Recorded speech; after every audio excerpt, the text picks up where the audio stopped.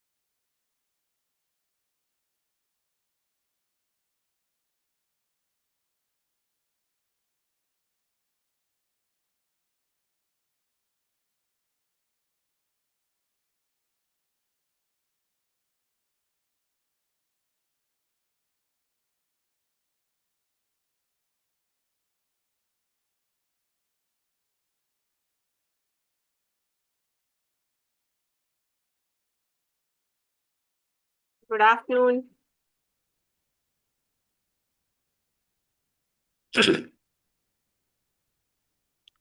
Hello, good afternoon.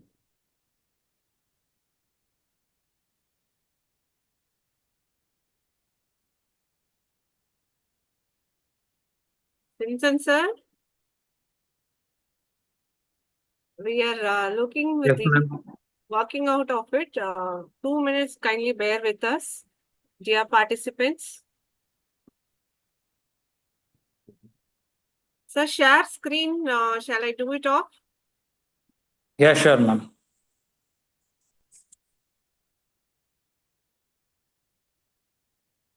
Are you able to see the screen? Yeah. Yeah.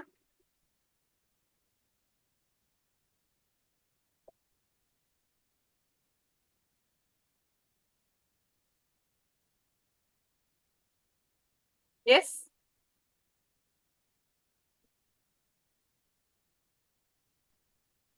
I'll just request the judges to join in.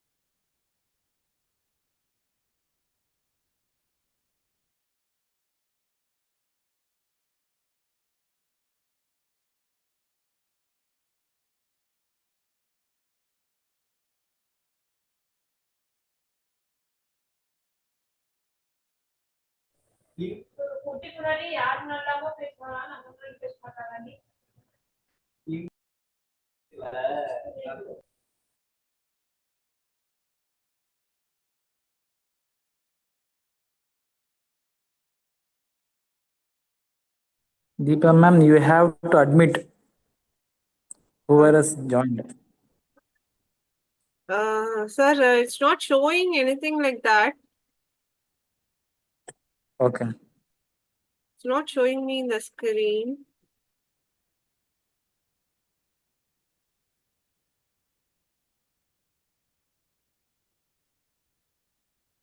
Admit and it will show it to me. Yes, ma'am. It's not showing, sir.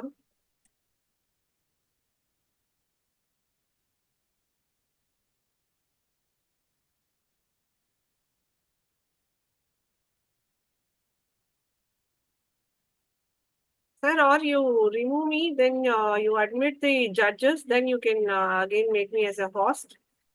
View, one nimsham, sir, entering, joining the room. Okay. Admit all kudutta. Admit all.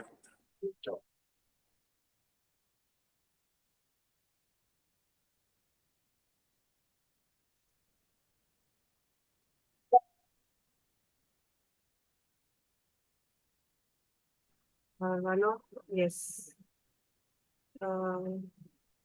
Sir Prem Sudhakar, sir, good afternoon. Hi. Yeah, good afternoon. Anuja madam, good afternoon.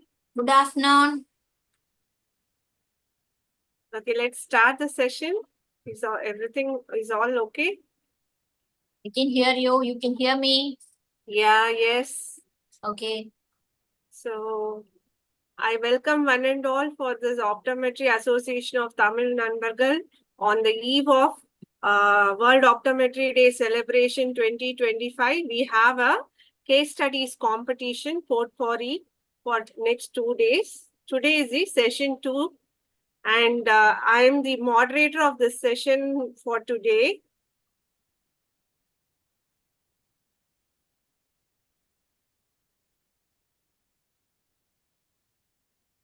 One second, there are a few people who are joining in. Let me admit them. Okay.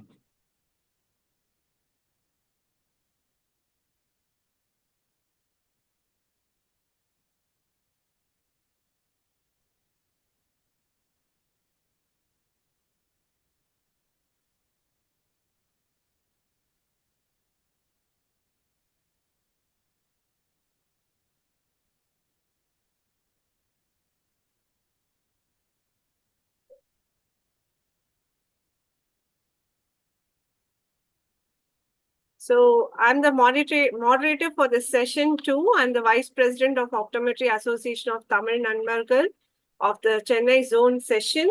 I'm also currently working as the Assistant Professor and Doctoral Researcher at the Sri Ramachandra Institute of Higher Education and Research. I welcome one and all for this potpourri session. Our two judges are Ms. Anuja Madam, Associate Professor from Sri Jayendra Saraswati Institute of College of Optometry. She has a vast experience since 2002 in teaching and she is specialized in contact lens and low vision aids. She has completed her undergraduation.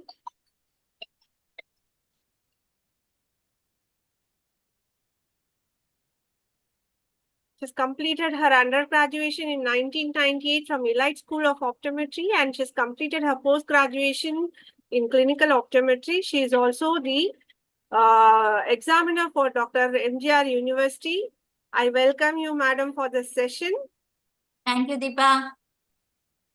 Our next judge is Mr. Prem Sudhakar, Assistant Professor from Sri Ramachandra Medical College of Hospital and Research, Katangulathur. He is also a doctoral researcher. He has independent practice also. He has completed his undergraduate and post-graduation from Elite School of Optometry. He has completed his fellowship in International Association of Contact Lens Educators. He has a vast experience in hospital and retail optometry in India and optical outlets. I welcome you too, sir. Yeah, thank you. The only one correction. So I did my PG from SGSGO, right? It's not ESL. Okay, sir. Okay. So I welcome all the participants of today's session.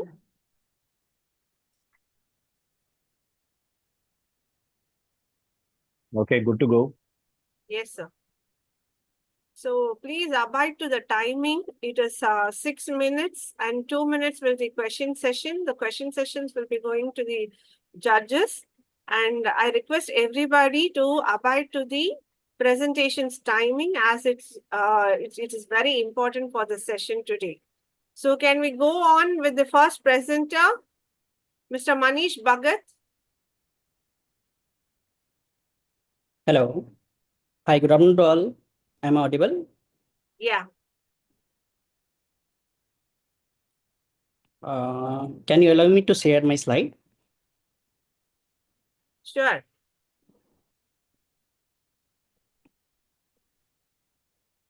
There are people who are still joining. Are you able to share your screen?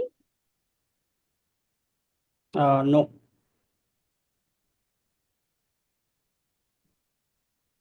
Simpson, sir? No, ma'am. I'm not able to share my screen. Yes, ma'am. Hello. He needs to share his screen actually.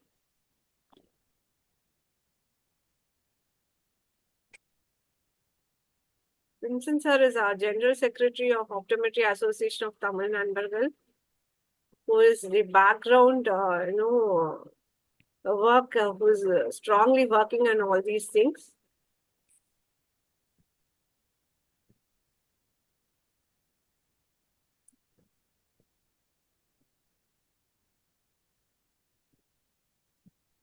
Mr. Manish, are you able to share the screen? Oh, sorry, no, ma'am. Still, host need to allow me. Sir, can you remove me as a host and then allow Yes, him ma'am. to I do do. the presentation? Yes.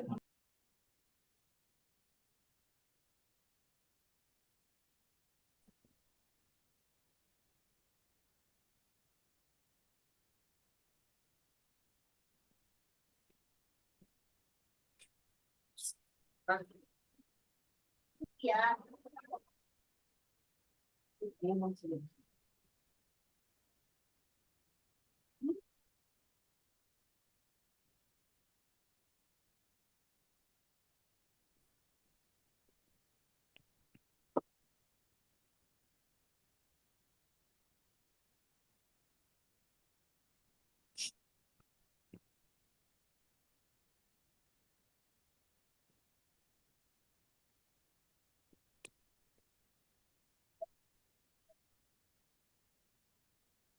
கதவெல்லாம் மூடப்பா.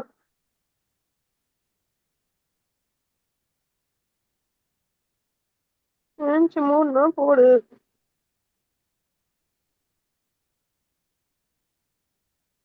Hi, Manish. Can you do it now? No, sir. Still. Ms. Sir, Shivani, can you unmute yourself, please?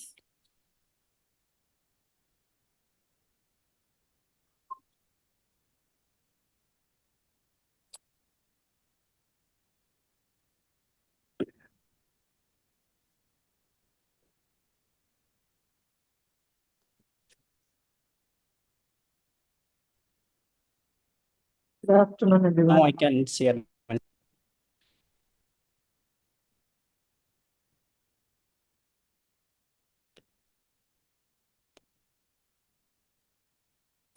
Could you please confirm, sir? My slide is visible. Yes, yes. Am I audible, ma'am? Yeah, please go to the slide view. Hope it is in slide view, right? Yeah. Yeah. Please start. So thank you OATN teams for this wonderful opportunity. So myself Manish Vagat and working in contact lens department and cornea department in Nalli Prasad Institute in Vijayawada branch. And today I came with one interesting case, and one when is 21 years has the Cruzen syndrome associated with the keratoconus, where I am able to manage with Can the you boost. share your ID, case ID that's been given to you? Sorry. Your case ID, there's a case ID, right? Uh, You've been given a case ID. yeah. Just a minute.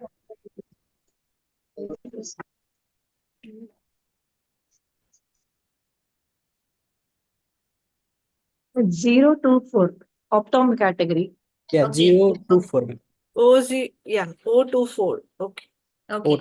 Okay. Deepa ma'am, BMS Deepa.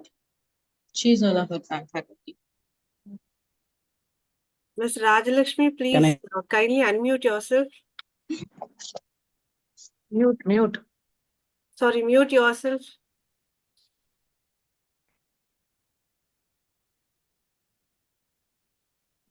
Please go ahead, Mr. Manish. I'm audible. Yes, you are audible. Your slide is not seen. Yeah. Full view, please. Yeah, now it's fine. Yes. Please Yeah. go ahead. So Thank you, OATN team, for this wonderful opportunity. I am Manish Bhagat, working in the Aliparsara Institute in Vijayawada branch, and I am a contact lens practitioner here and working in cornea and contact lens both. So today I came with the one interesting case, 121 years, it's like female, diagnosed with the Cruzen syndrome, and also has the keratoconus in the both eye, where we are able to manage with the spherical contact lenses. Before going to the case, just I want to briefly explain like Cruzen syndromes, especially in divided into two parts. One is the where there is involvement of the body and where there is not involvement of the body. So carnio and this Cruzen syndrome is especially genetic disorder characterized by the premature fusions and having the abnormal skull bones, which is known as the craniosynostosis, and which leads to the abnormal skull and facial development. So as I discussed, it has been divided into two parts. One is the involvement of the other body, and one is if it is non-syndromic, it is not involved in the other body part. So which is also known as the craniosynostosis. So these cases, especially this patient has the different, if you see this picture, have the different abnormal ball skulls and also having the bulging of the eye, which is known as proptosis, and associated with this keratoconus. As we know that keratoconus is the rare, but in this Cruzen syndrome, it's very rare and we don't find much more. So I have reported these cases, and in this case, I'm especially going to discuss bilateral keratoconus in adolescents with the Cruzen syndromes and how we have managed with the contact lenses.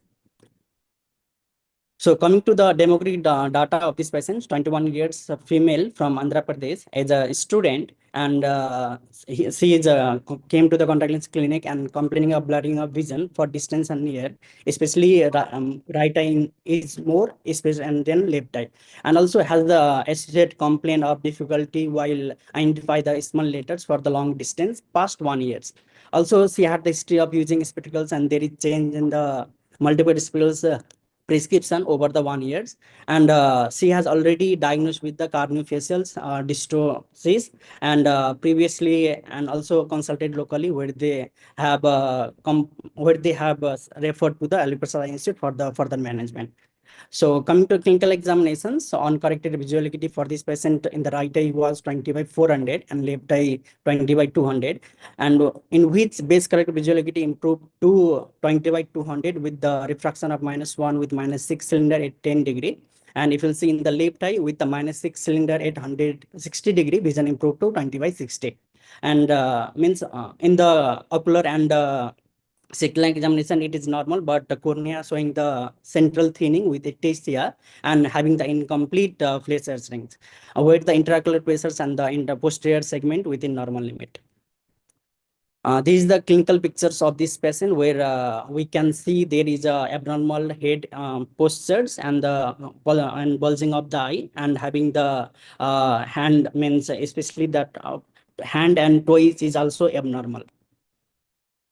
This is the corneal topography of these patients, which shows which diagnosed keratoconus. If you see these pictures having Kmax of 74, and in the right eye, and in the left eye, it's around means around 62. So both based on the clinical examinations and investigations, we have diagnosed keratoconus.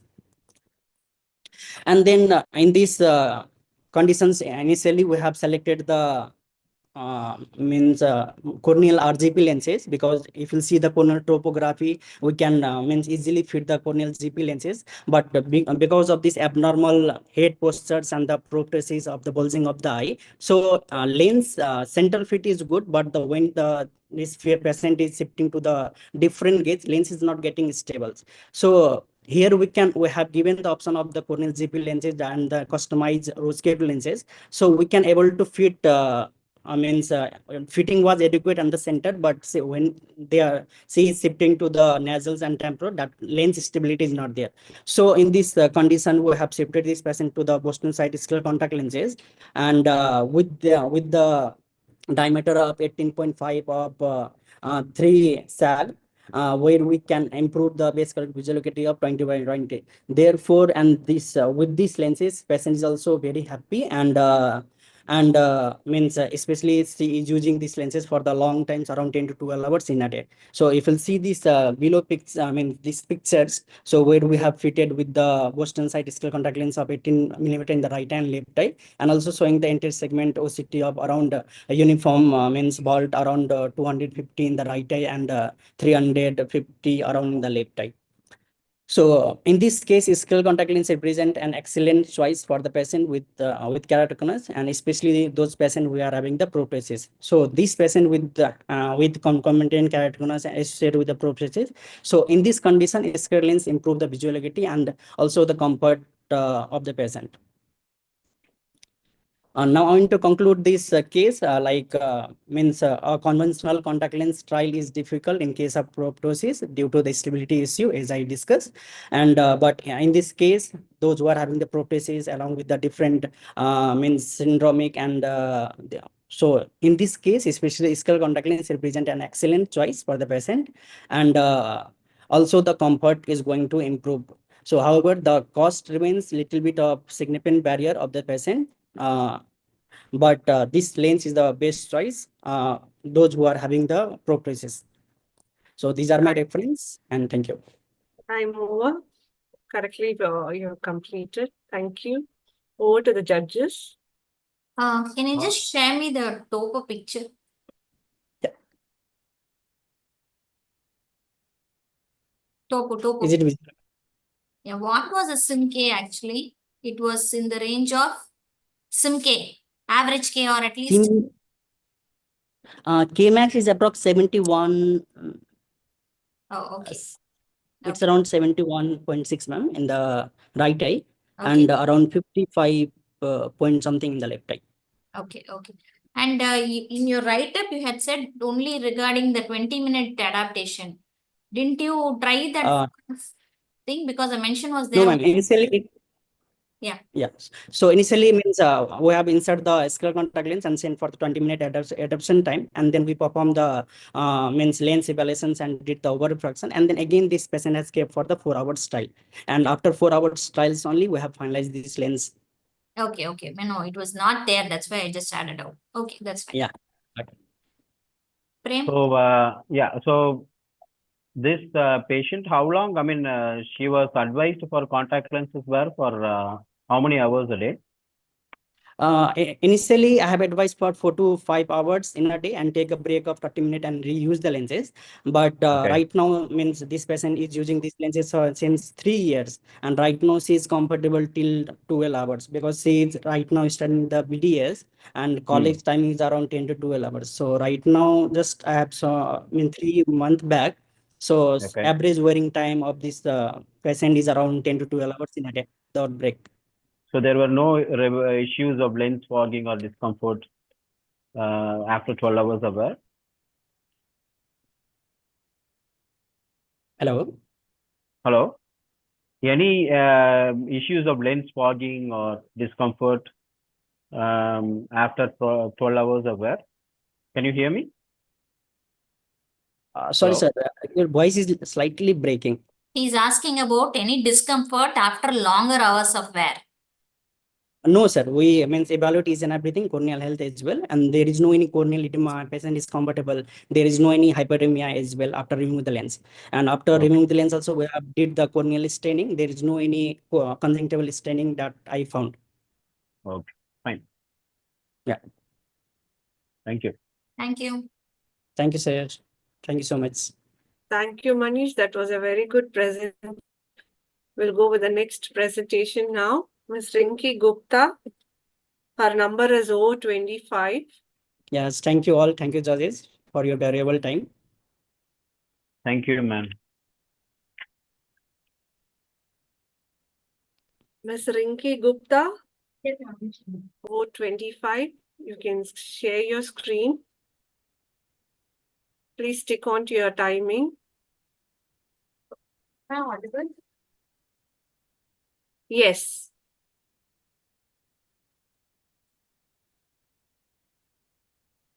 Go ahead, Ms. Rinki.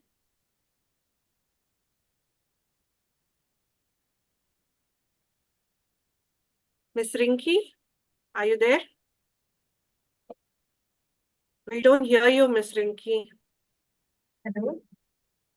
Yeah, Am I audible now? yes. Very good afternoon, everyone. Today we are going Be a bit slightly loud. Can you keep the mic closer? Today we are going to see a case of acute acquired vomiting disease. Yeah, your voice is very low. We are not able to hear you clearly. Hello.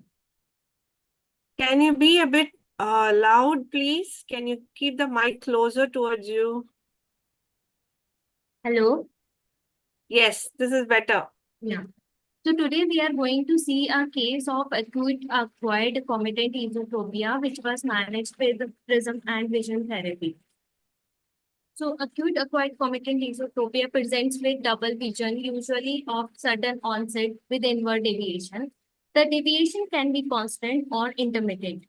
So we manage the cases of non-accommodative and non-neurological type of acute acquired comitant esotropia with the help of prism and vision therapy. So there was a male came on 20th July 2022. The age was 19 years. He was complaining of binocular horizontal double vision for 3 to 4 months for distance and near. He went outside to the consultation about his double vision and they performed the MRI, which was normal. His average screen time was 8 to 10 hours on a smartphone and laptop. He had a habit of using phone in a supine position for 30 minutes daily at a very close distance. Other history was unremarkable. His distance visual acuity was 20/20 in 40 eyes with the N6 near visual acuity at 30 centimeters. The dry encycloplegic refraction doesn't reveal any significant refractive error. Anterior and posterior segment was with a normal limit. Cover test revealed 40 prism diaper esotropia for distance and near. Hence, to evaluate and to manage the double vision, the patient was referred to the orthoptics clinic with the diagnosis of acute acquired comitant esotropia. So the subjective angle measured with the vision therapy system, and it was also correlating what we were getting in a objective angle of deviation with the help of cover test. So prism adaptation given with 35 prism diopter base out at 170 degree, we have compounded because patient was having little vertical deviation as well. With this prism, the patient was able to see single vision, hence we have prescribed it. And we have given the block string exercise to enhance the divergence ability for 20 to 25 to 30 minutes twice daily. And we called patient after 3 months.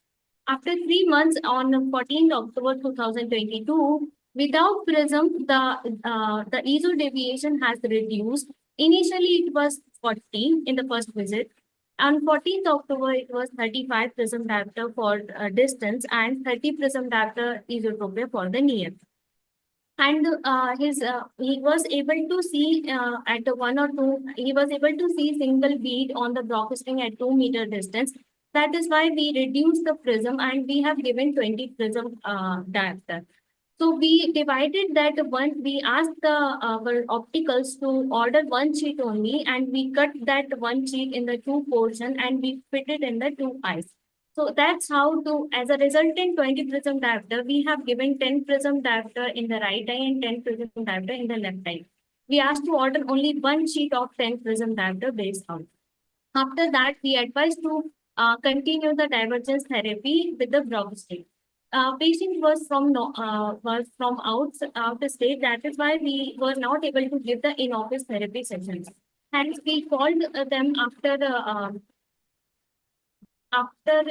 6 months. So the patient came at 23rd April and the ESO deviation has reduced and it was 22 prism diopter for distance and 18 to 20 prism diopter for the near. And the divergence ability was also good. He was able to see single up to 3 meter distance with on the block string. So we have removed one prism and then again we called for the follow-up. Then on the 29th March 2024, he was able to see single even without the prisms also.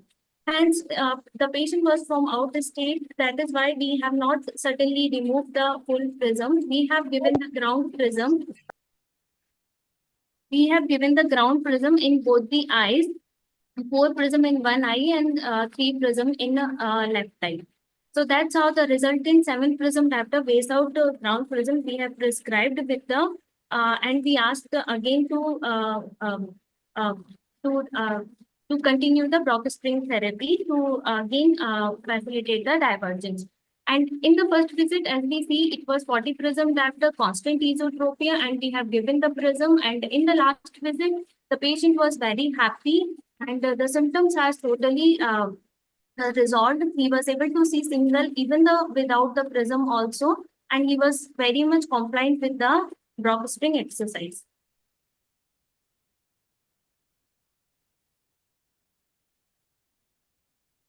So here I want to represent the flow chart of how to manage the acute acquired competent esotropia. So we have to do cyclorefraction, then we have to give spectacles if needed. Then if it is intermittent esotropia, we can go ahead with the vision therapy only, that is for the divergence. And if it is constant esotropia, to relieve the double vision, we can give some amount of relieving prism and the incorporated vision therapy as well. So conservative management with frenal prism and vision therapy was effective in this case, and progressive prism reduction and structured exercise restored binocular vision and stereopsis as well. Vision therapy improved divergence ability and the stabilized binocular function. As we see in that case, it was constant esotropia. He was suppressing one eye, but in the last, he was able to maintain the single vision. And the stereopsis was also, he was able to tell up to 40 seconds of R. Time over. So I want to conclude this presentation with that acute acquired comitant esotropia can be treated with the prism and vision therapy if they don't want to go for the surgery. Over to the judges. You have talked about a vertical component for the first review. You compounded the prism and you gave it. Yes. Following that, you gave treatment only for the vergence. And after that, there is nothing mentioned about your vertical component at all. Yes, doctor. In first visit, there was little component of 4 prism diopter, but when we see in the second visit, there was no vertical component was there. He was able to use the remaining ESO deviation. That is why we have given the less prism. But how do you explain the disappearance of that vertical component when the treatment or therapy aims only at the horizontal component? Yeah, so I'm not saying it disappeared. It maybe has used very well because we have given that prism on that position of the compounded, and it was little bit only. It was 4 prism diopter, and in the first visit, the patient was symptomatic for it. After that, and the vision therapy is not limited to the horizontal or vertical. When we have given the Brock string, then he was able to maintain that fusion there. So maybe in vertical also he was able to fuse it in the second one.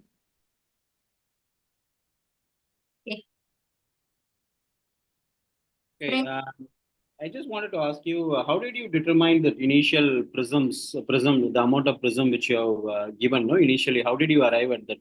Thanks for this question. Initially our aim is to give the minimum amount of prism. With that, the patient was able to see the single. So we give a minimum amount of prism. We start with the 20 or 30, and we see we give the adaptation also. If patient is able to see single, or we see at the Brock string also at what distance, at least if they are able to see single for the 50 centimeter, that is okay for us, because after that we can improve that double vision with the vision therapy. Because most of the time the patient were having the near, in cases of ESO deviation, they most of the time they have the near work activity. So at least that if they are able to see single at 40 to 50 centimeter, that is okay for us with the minimum amount of width. After that, we can build it up with the vision therapy. All right. Thank you. Thank you. Can we go to the next presenter? Thank you, Ms. Rinki. It was a very good presentation.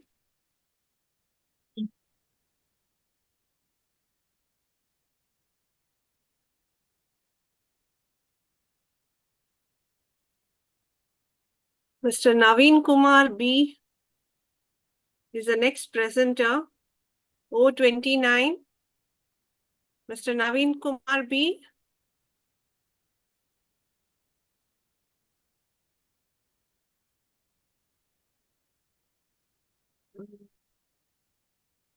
Dear judges, can we go with the next presenter, because I don't find Mr. Naveen Kumar B in the participant list. Yeah. So the fourth presenter is Tara G. Miss Tara G, number P2, case number is P2. So we would like to do the presentation. Can you screen share your presentation? Miss Tara G. Yes, sir, ma'am. My screen is Yeah. visible? Not yet.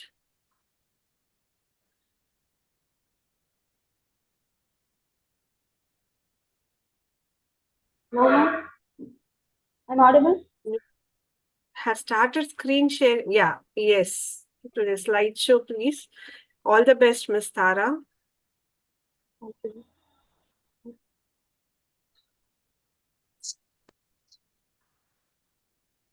Good afternoon, one and all present here. I'm myself Tara. I'm going to present a case on post-traumatic diplopia. Tara, be little louder. Okay. Diplopia is a condition Echo, we hear characterized an by echo double from vision. Keep your mic Now close. it's now I'm here. I'm audible? Yes, be loud. Start. Okay. Diplopia is the condition characterized by double vision, can various causes of including trauma. One of the most common causes of diplopia is road traffic accident, which often lead to skull fractures, cranial nerve injuries, extraocular muscle damage, resulting in misalignment of the eye. Traumatic diplopia can present in several forms, including horizontal and vertical diplopia, depending on the nature and location of the injury. Prevalence of the road traffic accident: 450,000 reported accidents, resulting in over 150,000 deaths annually. A 24-year-old male was referred to our hospital by a neurosurgeon. The patient was complained of binocular diplopia. The diplopia was separated in horizontal past 1 week.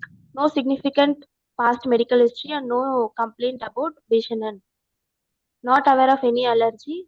The accident was on 20th, 2024. The surgical procedure was done to the patient on the same accident on day. The MRI impression, the CT brain was done. Impression was left frontal bone depressed fracture, anterior skull fracture, left frontal burst lobe fracture in midface. This is the clinical findings. Patient visual acuity was in right eye 612 pars with pinhole 6.6, and left eye was 6.6 and N6. The mild spherical and cylindrical component was in right eye. Best corrected visual acuity was both eye 6.6 and N6. Head turn towards right is noted. Slit lamp examination was no abnormality detected in both eye. Dilated fundus examination done, both eye within normal limits. The cover test shows distance and near esotropia, right convergent squint and alternating convergent squint. We noted the distance more eso than near. Pupil was reacting to light but ill sustained. Color vision was both eyes normal with Ishihara plates. Confrontation was full. The prism bar cover test shows 15 prism base out eso. Third, fourth, seventh and cranial nerves were intact. In OD, inferior scleral show was present. Asymmetrical facial features were noticeable. Head turned towards right because of the accident. Diplopia charting was done. It is an uncrossed diplopia, and diplopia is present in all cases. More separation in right case. Patient feels comfortable with right head turn. and the diplopia was reduced. But still, diplopia is present in a right cases. Diagnosis was right eye lateral rectus paralysis. We managed with a 10 prism base out in front of right eye. Adaptation time was given in our OPD. The Fresnel prism was advised. The patient was comfortable. We monitor the patient with a regular follow-up. The patient came for after 1 month review. Patient comfortable with the prism glasses. The visual acuity was with best corrected visual acuity was both the N6 and 6.6 for distance. No diplopia or no head turn. Diplopia charting itself or no diplopia without head turn. Patient is comfortable. We are advised to continue the glasses review after 3 months. Discussion. Diplopia after head trauma following a road traffic accident often results from restriction of extraocular muscles or nerve injuries. Road traffic accidents can be a wide range of effects on their eyes and brain. The trauma lead to diplopia, strabismus, blurred vision, or even blindness depending on the severity of the injuries. Treatment can include surgery, prism therapy, and vision rehabilitation to manage these visual impairments. Prism glasses are commonly used to manage post-traumatic diplopia by aligning the image and reducing the separation of the vision. Surgical repair of skull fractures and cranial injury is essential in preventing further complications such as intracranial hemorrhage and neurological deficits. Conclusion. The patient presented with a horizontal diplopia following a road traffic accident, which was caused by a left frontal bone depressed fracture and anterior skull base fracture. The condition was treated with the Fresnel prism glasses. Optometrists have a crucial role in managing these kind of neurological cases. Thank you. These are my references.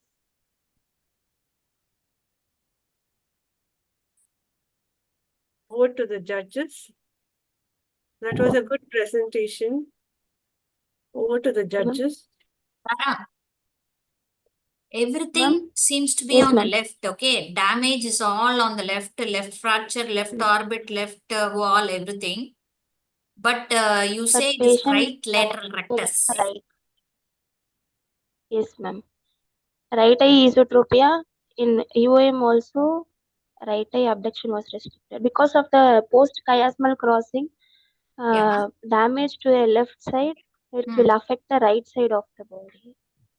Maybe Right it is the lateral cause of rectus. Yes, ma'am. Okay.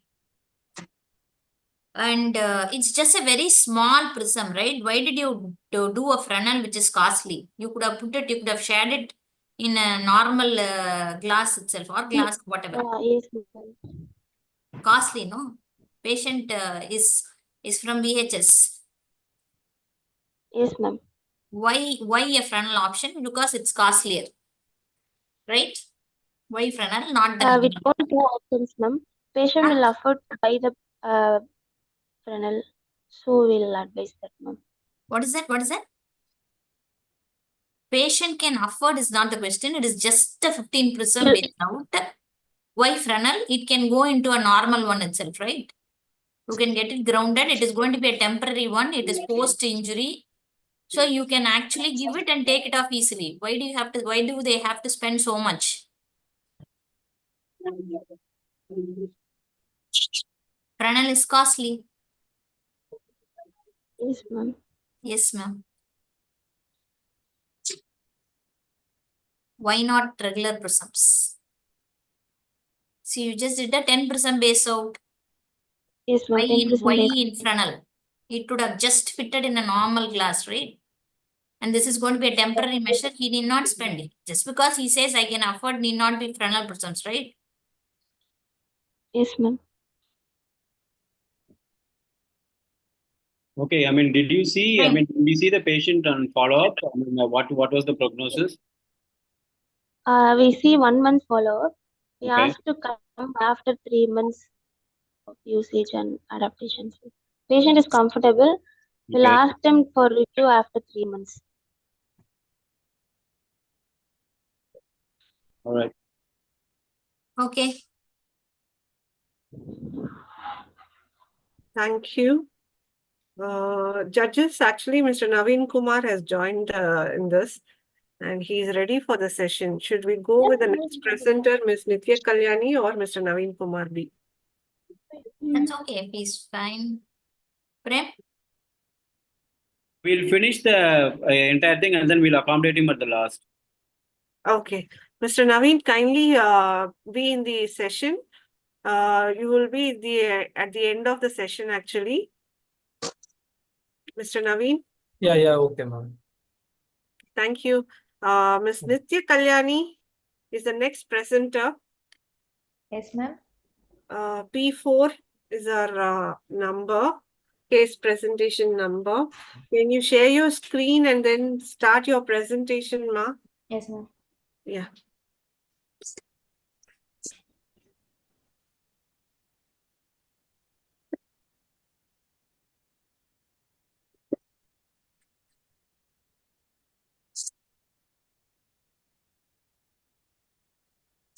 Ms. Nitya Kalyani. Yes, ma'am. I'm sharing.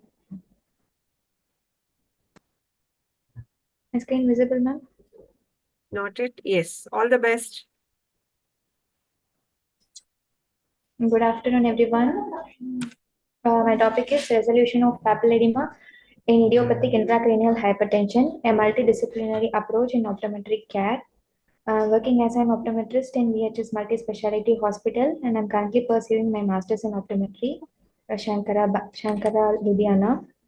Introduction: papilledema is a swelling of the optic nerve head, secondary to the raised intracranial pressure. The causes of raised intracranial pressure may be idiopathic intracranial hypertension, so space occupying intracranial lesions, including hemorrhages. Idiopathic means there is no identifiable cause, and these condition mainly seen in obese young adult women. And our patient, a 29-year-old female, who's referred from neurology department with a diagnosis of idiopathic intracranial hypertension based on our MRI findings. Because ours is a multi-specialty hospital, we get inter-referrals, and she is referred from the neurology department with the diagnosis for further managements and for ophthalmological findings. She presents with visual complaints including horizontal diplopia, headache, nausea, and tinnitus on 6/7/2022. Her visual acuity, right eye 6/6 parts and N6, left eye 6/6 N6, and pupils were round and reacting to light. Cover test shows left esotropia to alternate esotropia and EOM abduction restriction in both eyes. Hirschberg left eye 15-degree esotropia. A fundus examination reveals bilateral optic disc edema with blurred margins, a hyperemia with maculopathy. OCT also confirms increased peripapillary RNFL thickness. We also did a visual field testing in that it shows enlarged blind spots. Papilledema is diagnosed based on fundus examinations, the swollen optic disc with the blurred margins. OCT also confirms with the thickening of the optic nerve fibers and visual field effects. We also have to diagnose with the MRI findings like empty cella and optic nerve sheath dilation. They will also take a lumbar puncture measurement to confirm the CSF pressure, because disc edema can happen with various conditions, but to confirm papilledema, we have to take these measures. And we wrote our findings and sent to the neurology department for further management. The patient underwent TP shunt, the ticoperitoneal shunt surgery on 8/7/2022, and after a week, she has sent back to the ophthalmology department for further evaluation. And while she came to us, her visual acuity was 6/6 and 6, and right eye 6/6 parts. In both eyes, pupils normal and EOM were normal, and the diplopia there is no diplopia. And patient is in cover test shows ortho for distance and exophoria for near.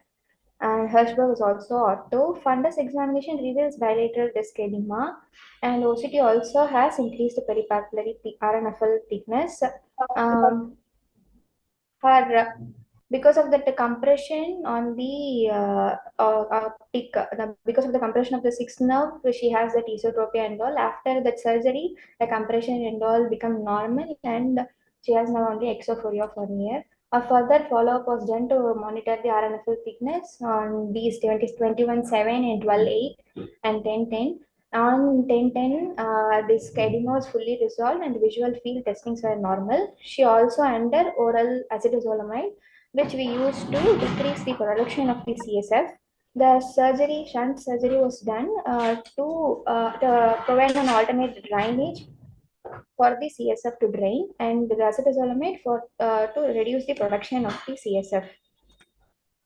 Management is basically to reduce because the cause is increased intracranial pressure. The treatment is mainly focusing on the reducing ICP and treat the eye cause and medications like acetazolamide and lifestyle changes, weight loss and low sodium diet.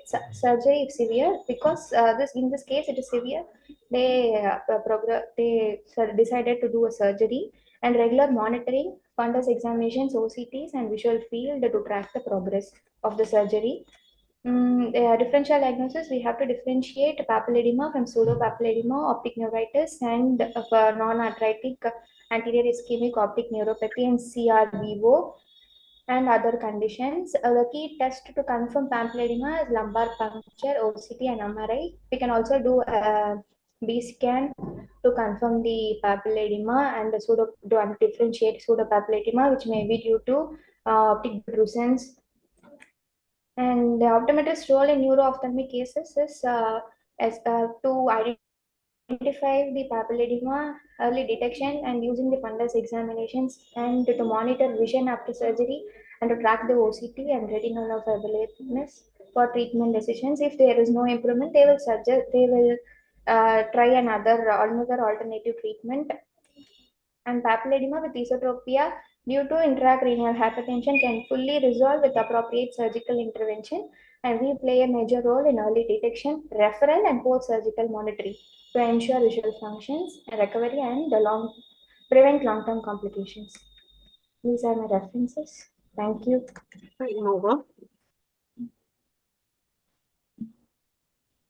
Over to the judges. Did you do any visual field testing for this patient? Yes, sir, we did. Because there is no, you have not mentioned anything about it. I have mentioned, sir. And for OCT also. There is no yes, sir, OCT visual picture. field testing. Pre-post OCT pictures, nothing is there. Visual field testing also, what was it before and what was it now Yeah, after the treatment? yeah. That is also not there.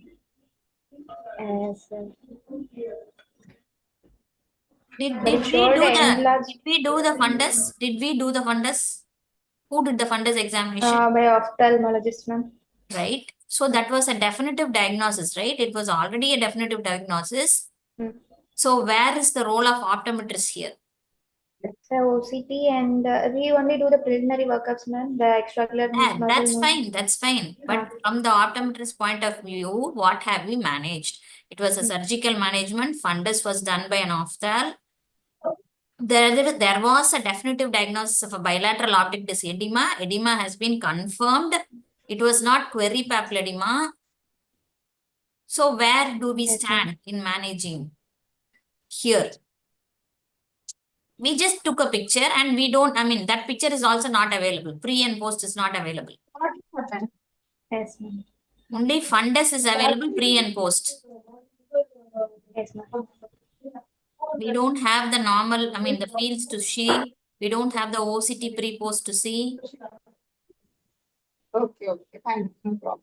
OCT was there, but You should have attached. yes, ma'am.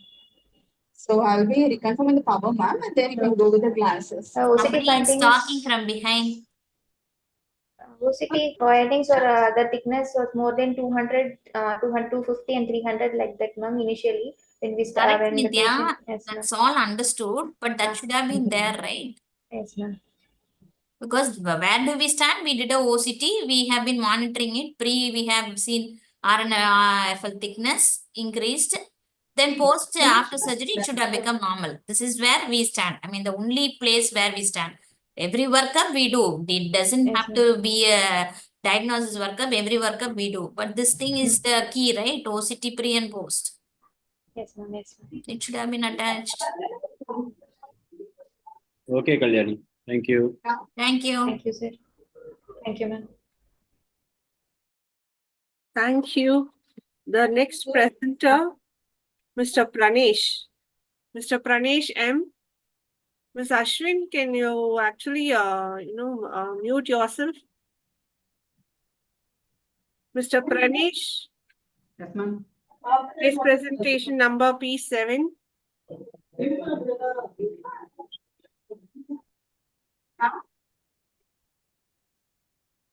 Can you see that?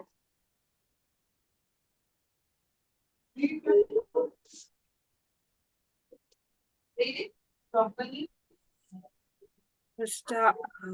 Ashwin, mute yourself.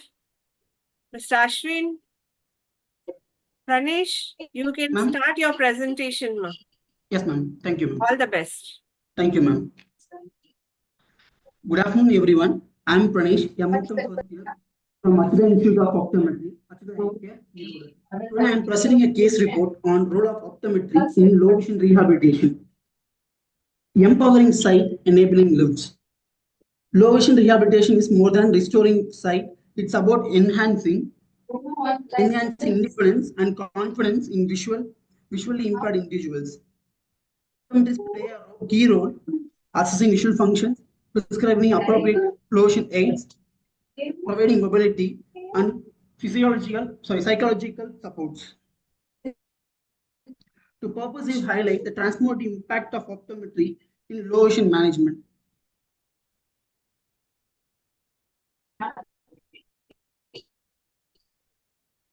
In case details, name is confidential, so mentioned as Miss P, a 16 years old girl diagnosed with bilateral optic atrophy and severe tunnel vision.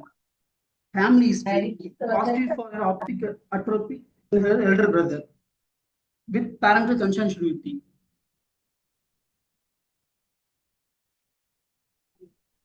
Presenting complaints of difficulty in mobility and reading and performing daily tasks and emotional distress and lack of confidence.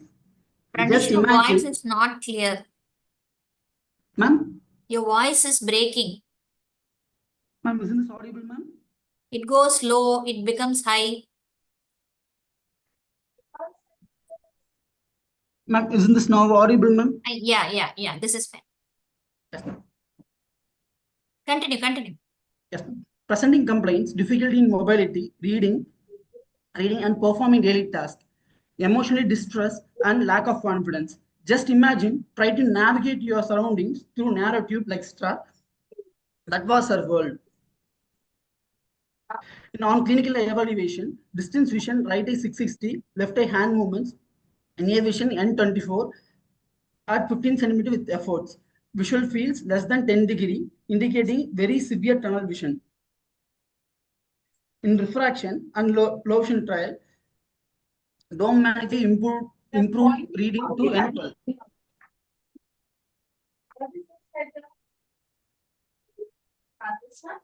In comprehensive management, plan was implemented. The low vision aids +1 diopter for distance clarity and dome magnifier for near vision task.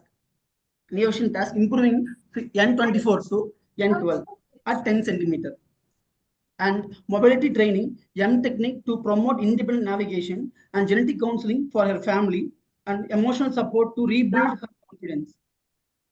We recommended smart vision glasses and video magnifier for long-term adaptation.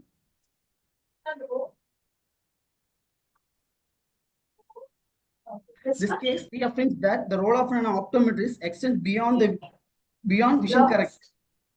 Early intervention, assistive device restores the dependence and boosts confidence.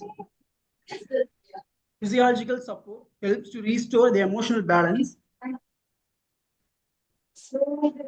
And disability certificate ensures access to benefit and social support. Likewise, in exam timing, in exam writing, exam for scribe and employment type, and traveling and financial support. Empowering through the mobility and technology opens doors into the education and social inclusion. It's not just about restoring vision. It's about restoring meaningful life. In conclusion,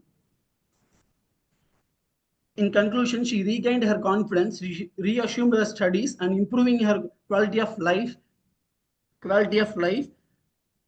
This case proves that optometrists are not only vision care providers, but also agent of change, empowering the patient to lead the independent lives.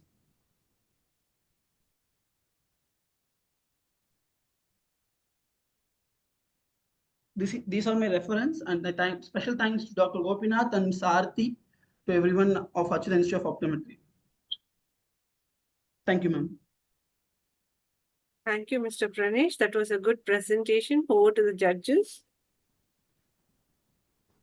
Okay, Pranesh, Sir, why was the dome magnifier was chosen as a, instead of other magnifiers for near? Any reason?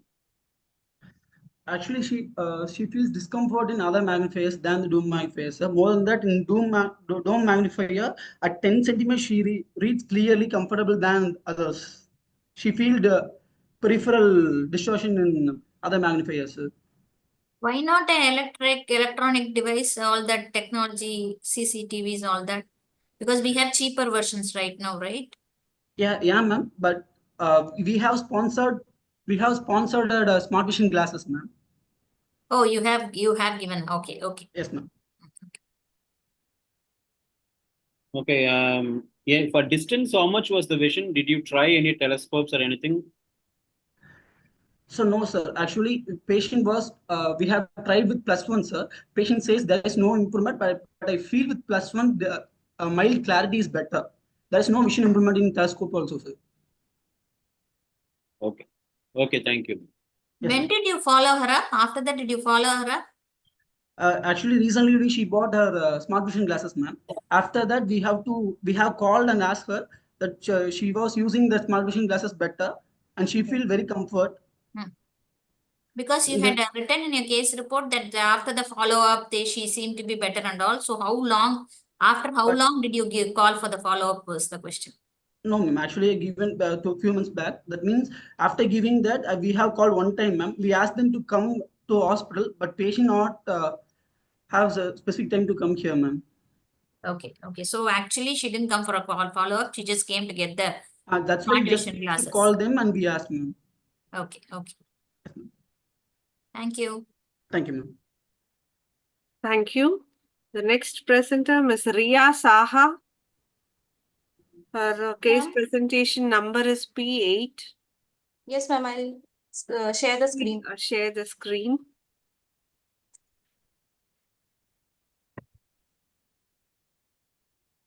Is it visible?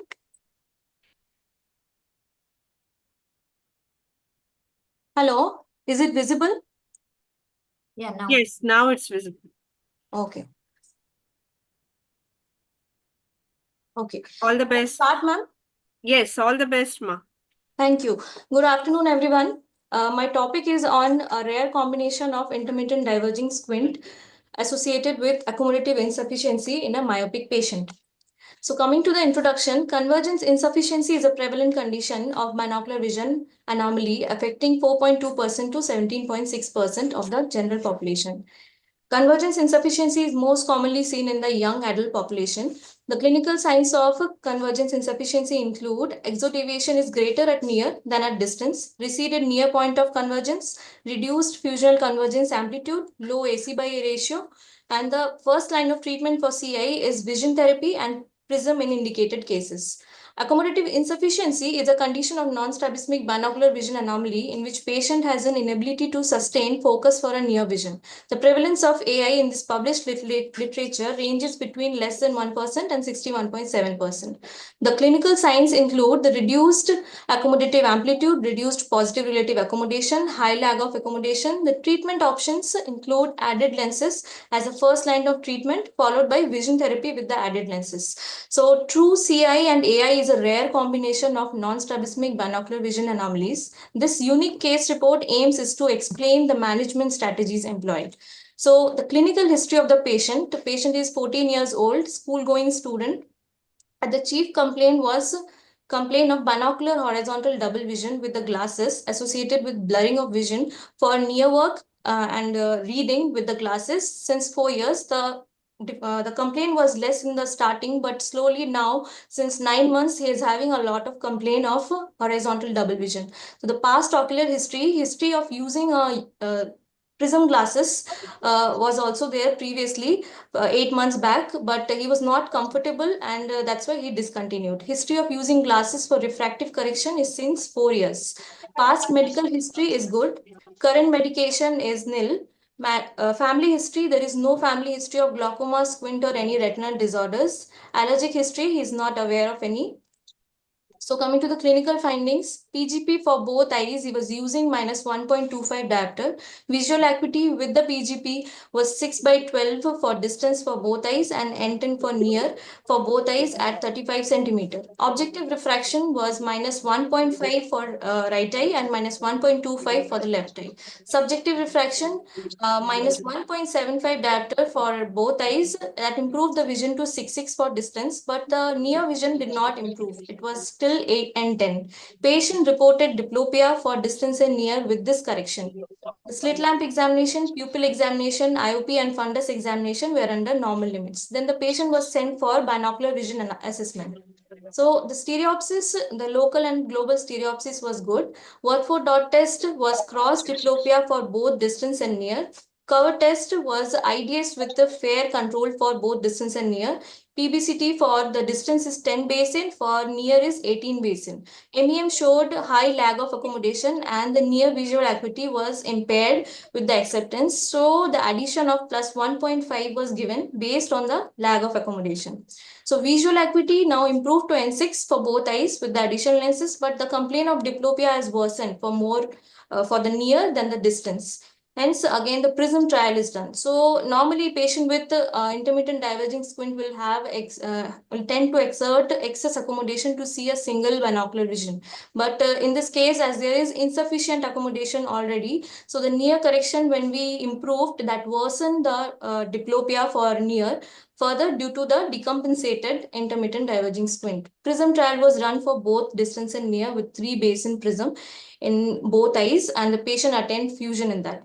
Patient was asked to review after the glass adaptation following other vision therapy, but the patient was not able to come. So we have called and on call we have taken a review. The patient is having single clear vision and will again soon be coming for the vision therapy after this. So diagnosis that suggests is true myopia with accommodative insufficiency induced decompensated intermittent diverging squint. So the management and treatment, the first step was to give glasses for the myopia with the additional lens for near, and for diplopia, to decrease the diplopia, prisms were given. Follow-up treatment plan is vision therapy after glass adaptation. So in the discussion part, we should take a thorough history and diagnostic measurement, including sensory and motor evaluation with accommodative response was measured. In the presence of IDS, binocular fusion requires more effort from the Virgin system to produce additional convergence. Maintaining binocular motor fusion requires convergence to compensate for IDS. The neurally coupled response of both accommodation and convergence must compensate for the additional convergence demand when overcoming a exotropic deviation to achieve the ocular alignment. The neural coupling will eventually cause over accommodation. That is, in IDS patient, they require excess accommodation to maintain a single binocular vision. But here in this case, as the patient has a complaint of double vision that persistent since 4 years, has accommodative insufficiency, hence when addition was given, which recovered the visual acuity, but that induced near diplopia more than the distance due to the decompensated IDS. In this case, the treatment option, as said, we have given addition powered lenses with the prism glasses to control the symptoms of diplopia, followed by vision therapy to improve the accommodative and Virgin's parameters. So coming to the conclusion, early detection of accommodative insufficiency could have been restricted the induced decompensated intermittent diverging squint, while the plus lenses, prisms and vision therapy are very crucial for this management. So emphasize importance of visual hygiene, avoiding excessive gadget use of plus lenses, prisms and vision therapy. These are my references. Thank you. Yeah. Over to the judges. Hi, where are the other values, the whatever you have checked and arrived at a diagnosis of accommodative insufficiency? Yeah. Where are the rest of the values which you have checked? NRA, PRA, PP, PFE, NFE, whatever. Actually, the patient, when they came, they are having double vision for distance and near. When the patient came with the glasses, so we were not able to perform the all the convergence test, like NPC and all, everything was the patient. Accommodative, at least accommodative. Yeah, the accommodative part, the NPA, the NPA we should have done, but the near vision was N10. So that is also at 35 centimeter. That's why we cannot move forward. It was blur only till in 35 centimeter itself, it is blur. So that's why we are not able, we didn't do the NPA because in the near vision only it was N10. The ad of 1.5, how did it come? So on the basis of MEM, the MEM which we got is very high lag, 1.75, 1.5 like that. That's why with that ad, we tried with 1.25 it's also, but still the patient was having little blurred for N6. So 1.5, the patient was comfortable for clear vision. The patient already has a history of double vision with prisms, right? Maybe you didn't get him back for follow-up just because of that. He didn't come back to No, follow. the previous prism was prescribed elsewhere. We didn't prescribe that. He has used from some other hospital. There they have prescribed, and that also he has used for just few days and he discontinued. And he didn't bring the prism glasses also because that was almost 8-9 months before he did somewhere else. So here the first time for us, first time we prescribed prisms as 3 basin for both eyes. We did with the 1, 2 and 3. So with the third trial, 3 basin, he was comfortable. Okay, what was the prism which he was wearing before, and he was not comfortable with it? Yeah, that also information the patient didn't have. Okay, so he didn't have that. So he was not using the prism glasses as of. No, as of now, he was not using. He just used for a few days only, not even a week. Few days only, and he discontinued. That's what he said.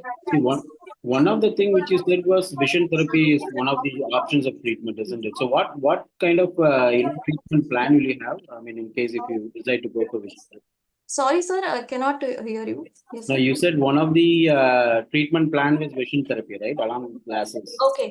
So when the next time the patient has still not visited, when the next time the patient comes, along with the addition and the prism glasses, we are going to give vision therapy to improve the accommodative and the Vergence parameter both. So normally as the vision therapy we'll start with that. Deepa, there is too much of disturbance, no? Someone is talking behind. Yes, somebody is Yes, sir. constantly Yes, talking sir. from behind. Please hear. We'll just clear it out. Sir. Yeah. Some Rafuja is talking. Okay. Okay. All right. Thank you. Bye. Thank you, sir.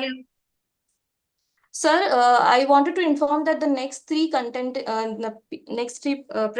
are going to present through this device itself. Yeah, okay.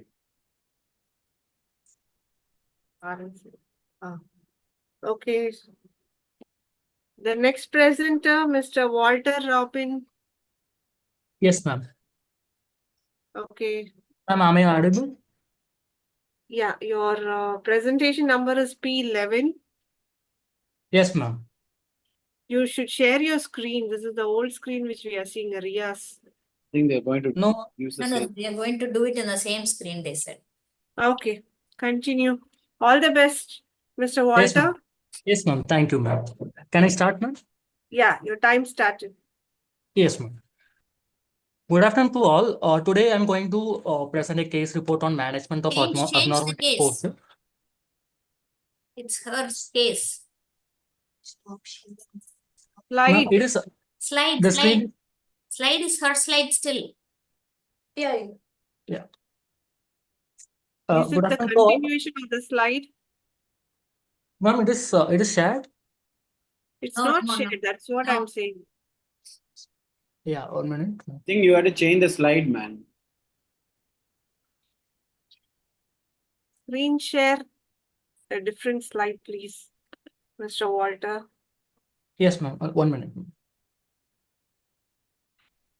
I request all the participants to mute yourself also, because in between suddenly when the presentation is going on, We see lots of noises. I request once again all the participants to mute yourself first. Ma'am, it is visible now? Yes.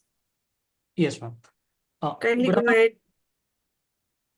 Good afternoon to all. Today I'm going to present a case report in the topic of management of abnormal head posture, AHP nystagmus with grounded prism. So first of all, introduction. Nystagmus is an involuntary bilateral conjugate and rhythmic oscillation of the eyes, which is present at birth or developed within the first 6 months of life, which is also known as the congenital nystagmus, which is also infantile nystagmus syndrome. Abnormal head posture commonly noted in nystagmus as a compensatory mechanism to reduce the involuntary eye movement, which is known as a null point mechanism, where the visual acuity is maximum and also the fovea get the maximum visual acuity, which is also known as at the time, which is known as a foveation time. Commonly, abnormal head posture stabilized where the involuntary movement become minimized and foveate the image. As I told before, it is a foveation time and the null point where happened. And a study reported approx 64% nystagmus associated with an abnormal head position. And our aim of this report to understand the non-surgical management of abnormal head posture with a grounded prism, which is also known as a yoga. And here case history, 18 years old male with a chief complaint of abnormal head posture to the left side.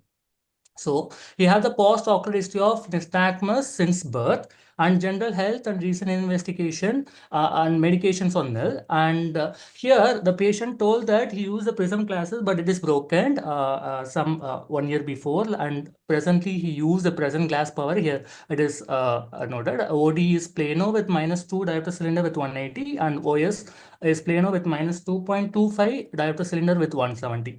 And best corrector visual acuity, OD is -1 with -2.5 with 180, and the visual acuity is 6/9, and OS plano with -2.25 with cylinder with 170 degree with visual acuity is 6/9. And anterior segment and posterior segment is within normal limits. And here the nystagmus characteristics of this patient, especially the type of nystagmus is horizontal and check. Frequency of the nystagmus is low, and the direction of the nystagmus is towards the right. So here the head turn of the patient towards the left side, and the head nodding is present with this patient, and it is present. So we can assume that it is a spasm nutans also. Here 3 factor it is there. So abnormal head posture is there, nystagmus is there, and head nodding is there. So spasm nutans, and pattern is horizontal, amplitude is large, and symmetry. So the nystagmus is symmetrical. So the management, a 50-degree left face turn documented in goniometer. First of all, goniometer is nothing but is an instrument used to measure the angle of abnormal head posture, which is also used in the orthopedic department. So your prism tried based towards abnormal head posture because your prism is nothing but we give towards the affected area. Here the abnormal head posture towards the left side, so we give towards the left. So 6 prism diopter base left was tried in both eye, and the phase turn reduced to 8 degree from 15 degrees. So here the prism adaptation given at the clinic, and reassess the parameters over the yoke prism glasses. Adaptation time 25 to 30 minutes. So here the patient, the first image showed that the patient face towards the left side, and we give the grounded prism, or also known as a yoke prism, towards the base left, which is character the degree of the face turn from 15 degree to 8 degree, which is demonstrated in this picture. And coming to the discussion part, management options include correction of refractive errors, base or prism in the patient with nystagmus dampens by convergence. First of all, correction of refractive error in the most of the patient, and correction of refractive error itself correct the nystagmus fully in the most of the patients. And base or prisms and also high minus power lenses also corrected the nystagmus by creating the convergence and accommodation mechanism. So, and also base or prism create the fusional versions and create the dampening of nystagmus and reduce the amplitude of nystagmus. So, and your prism, as we try in this case, are used to correct the abnormal head posture, and the base of the prism should be in the direction of the head posture, as we already discussed. And contact lens are also proven to reduce the nystagmus. Contact lens means how contact lens reduce the nystagmus actually. Contact lens is fit on the cornea and move towards a nystagmus synchronously, and visual angle and optical angle at the same position at each time. And also there is one mechanism called tactile mechanism also in RGP. It is also useful to reduce the amplitude of nystagmus. And coming to the discussion part, here the nystagmus present with the abnormal exposure foveate the clear image, which is also known as a null point, as we already discussed. Dampening of nystagmus by convergence or navigate the head position in null point are commonly seen in the congenital nystagmus, which is also known as the infantile nystagmus syndrome. Studies were observed the reduction in oscillopsia or head nodding or gas permeable contact lenses. I already said that it is a tactile mechanism. And surgical correction of nystagmus also proposed to reduce in abnormal head posture, which is commonly case-and-balm surgical procedure. And non-surgical management include eoprism or useful in shifting the null point to reduce the abnormal head posture. So conclusion, the preferred management for the phase turn in nystagmus is surgical intervention. Non-surgical intervention such as euprism can be used to improve the abnormal head posture, like we see in this case 15 degree of phase turn coming to 8 degree, and also head nodding is also absent after that, thereby enhancing the patient quality of life. Here are my references. Thank you to all. Time over. Correctly finished. Over to the judges. What is the surgical management of nystagmus? Ma'am, the common surgical procedure is case-and-balm surgery, ma'am. It is documented to reduce, is it? Sorry, ma'am. It is documented to reduce the amplitude of nystagmus, is it? Yes, ma'am. Yes, ma'am. Oh. Okay. What specific changes did you see in head posture when with the vision correction, ma'am? Over a period of time frame, you are given the correction, right? Where the prisms. So what kind of specific changes in head posture did you observe over a period of time? So in this case particularly, the head posture is in the left side. Also for in this case, refraction is changed. I go into that slide. 1 minute. So here the glass power is right plano, but we get -1 with a 2.5 this is also and after this we perform the prism trial, and then in that 15 degree of phase turn come to the 8 degrees, sir. The degree of the head posture is reduced. Did the vision drop when you gave the prisms? Did you check? No, ma'am. Vision is stable, ma'am. Vision is 6/9 actually after the prism also. With the prism also, is it? Yes, ma'am. What was the amount of prism on each eye? 6, ma'am. 6 prism base left. Here I indicated. Why did you choose? I mean, why did you choose prism correction over? You said other treatment modalities as well, right? I mean, why did Yes, you? sir.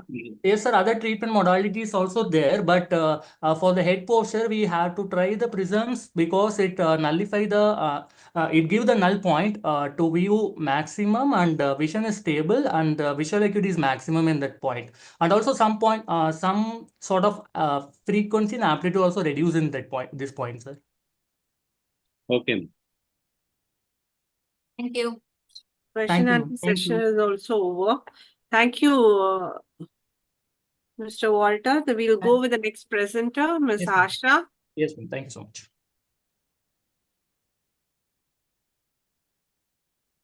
Ms. Asha, her case presentation number is P12. Kindly share your screen. Are you there? Yes, ma'am. Is my screen visible, ma'am? Not yet. Now, ma'am? Yeah. Okay. Please, participants, a reminder once again, please mute yourself. You can start now. Your time starts now. All the best. Thank you, ma'am. Good afternoon, everybody. I'll be presenting on the topic of impact of vision therapy on vergence and accommodative parameters in an adult with divergent sexes. As we all know, intermittent exotropia or intermittent divergent squint is characterized by intermittent outward deviation of the eyes.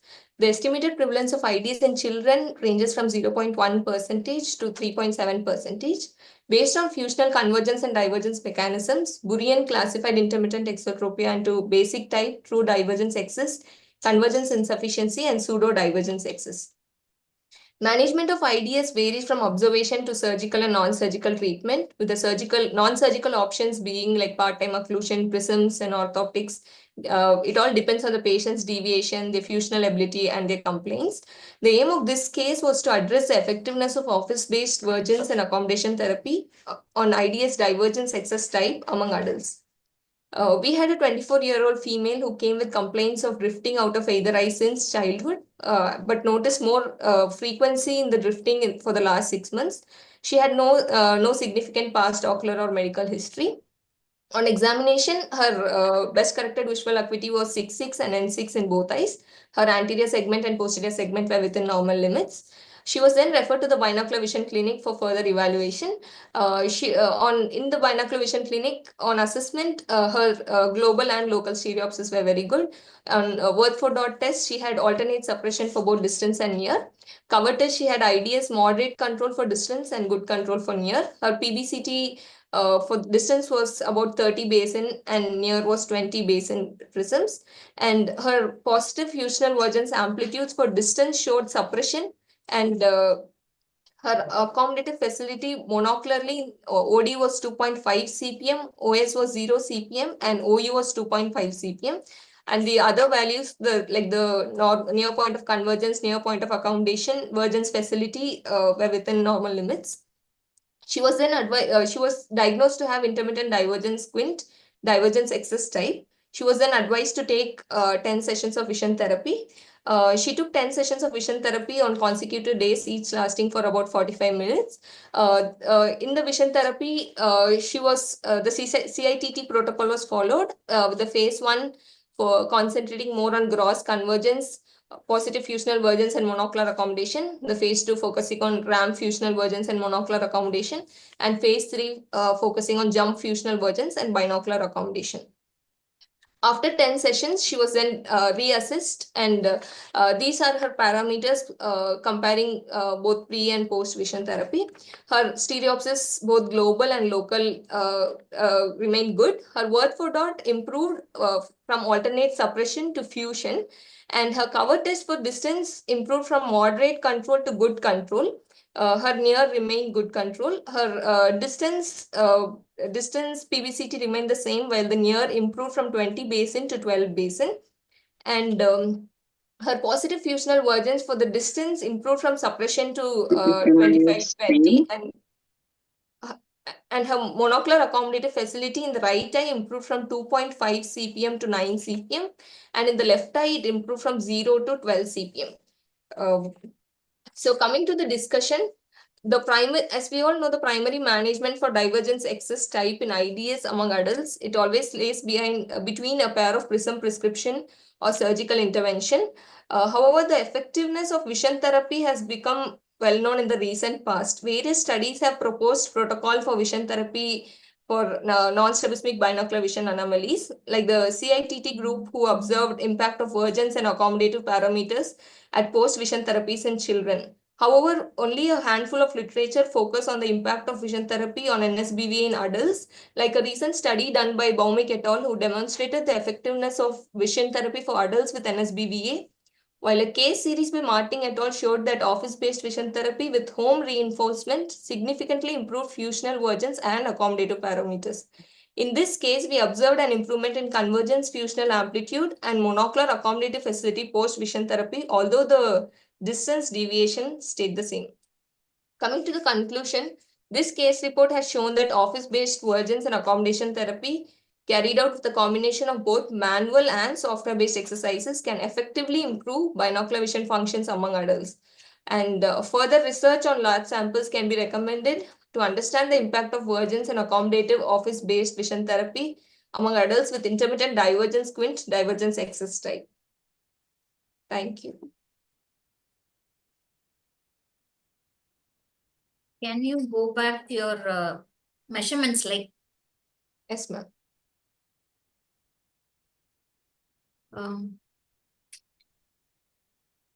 It is all your monocular facilities, right? Every monocular is sounding to be abnormal. So why couldn't it be an accommodative problem rather than a vergence? Because I don't see any binocular values here at all. everything monocularly seems to be little off. So why couldn't it have been an divergence thing? Because you say that the distance, the divergence is better actually. Near is poor. Near is better and distance is bad. That is one support. But otherwise, where are the monocular and binocular comparisons so that we rule in, okay, this is not accommodative, only divergence? Because everything is a monocular value. Ma'am, the near point of accommodation was good. Okay. Where is it? Here, ma'am. Okay, 8, okay. NRA, PRA? Yes, ma'am, I've mentioned.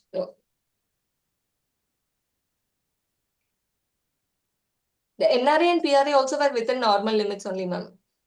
Where? Because I didn't see it in that presentation, the write-up. Yeah. So that's why. I mean, that is why I got curious. Why shouldn't be an accommodative problem rather than a divergence? Yeah, ma'am. I haven't mentioned it, ma'am, but actually the NRA and the PRA were within normal limits only, ma'am. The MEM, MEM is mentioned. Yeah. Yes, ma'am. MEM also. Yeah, MEM is normal. Okay. Okay, Asha. Yes, sir. So you said, the after the vision therapy, there was an improvement, right? Yes, sir. So if we had to summarize like the key indicators of improvement. Yes, sir. Okay, so what are those points be?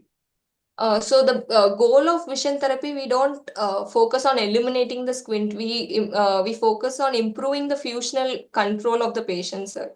So we have seen that the PFV has improved for the patient.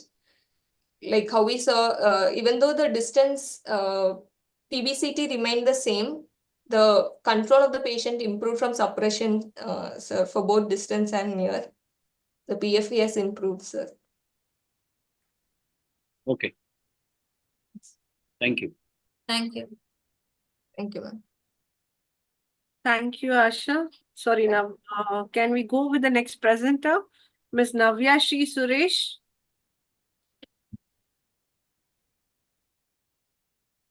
Ms. Navya Yes, ma'am. Shri, Yes, ma'am.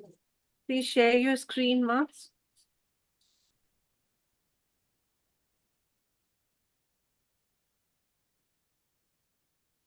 Is it visible? Yeah, please go ahead. Your time starts now. All the best, ma'am. Deepa, her number? Her number is P14. Shall I start? Yes, please start. Good afternoon, everyone present here. My case study focuses on the management of shadowing of image with type C contact lens. Diplopia is a condition of perception of two images. Monocular diplopia, on the other hand, is perception of two images by a single eye.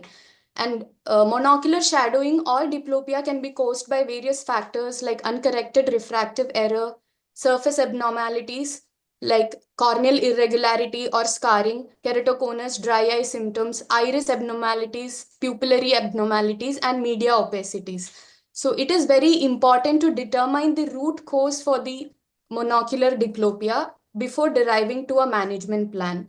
The management plan solely depends on the cause and onset of the symptoms. This case report demonstrates use of prosthetic type C contact lens in managing monocular shadowing of image. A 24-year-old male presented to the clinic with complaints of sudden and constant shadowing of image and also blurring of vision for distance with and without glasses under monocular viewing condition for past 2 years. And he also reported that the shadowing were more pronounced when he shifted from dim light to bright light, and also was comparatively better when he was shifting from bright light to dim light.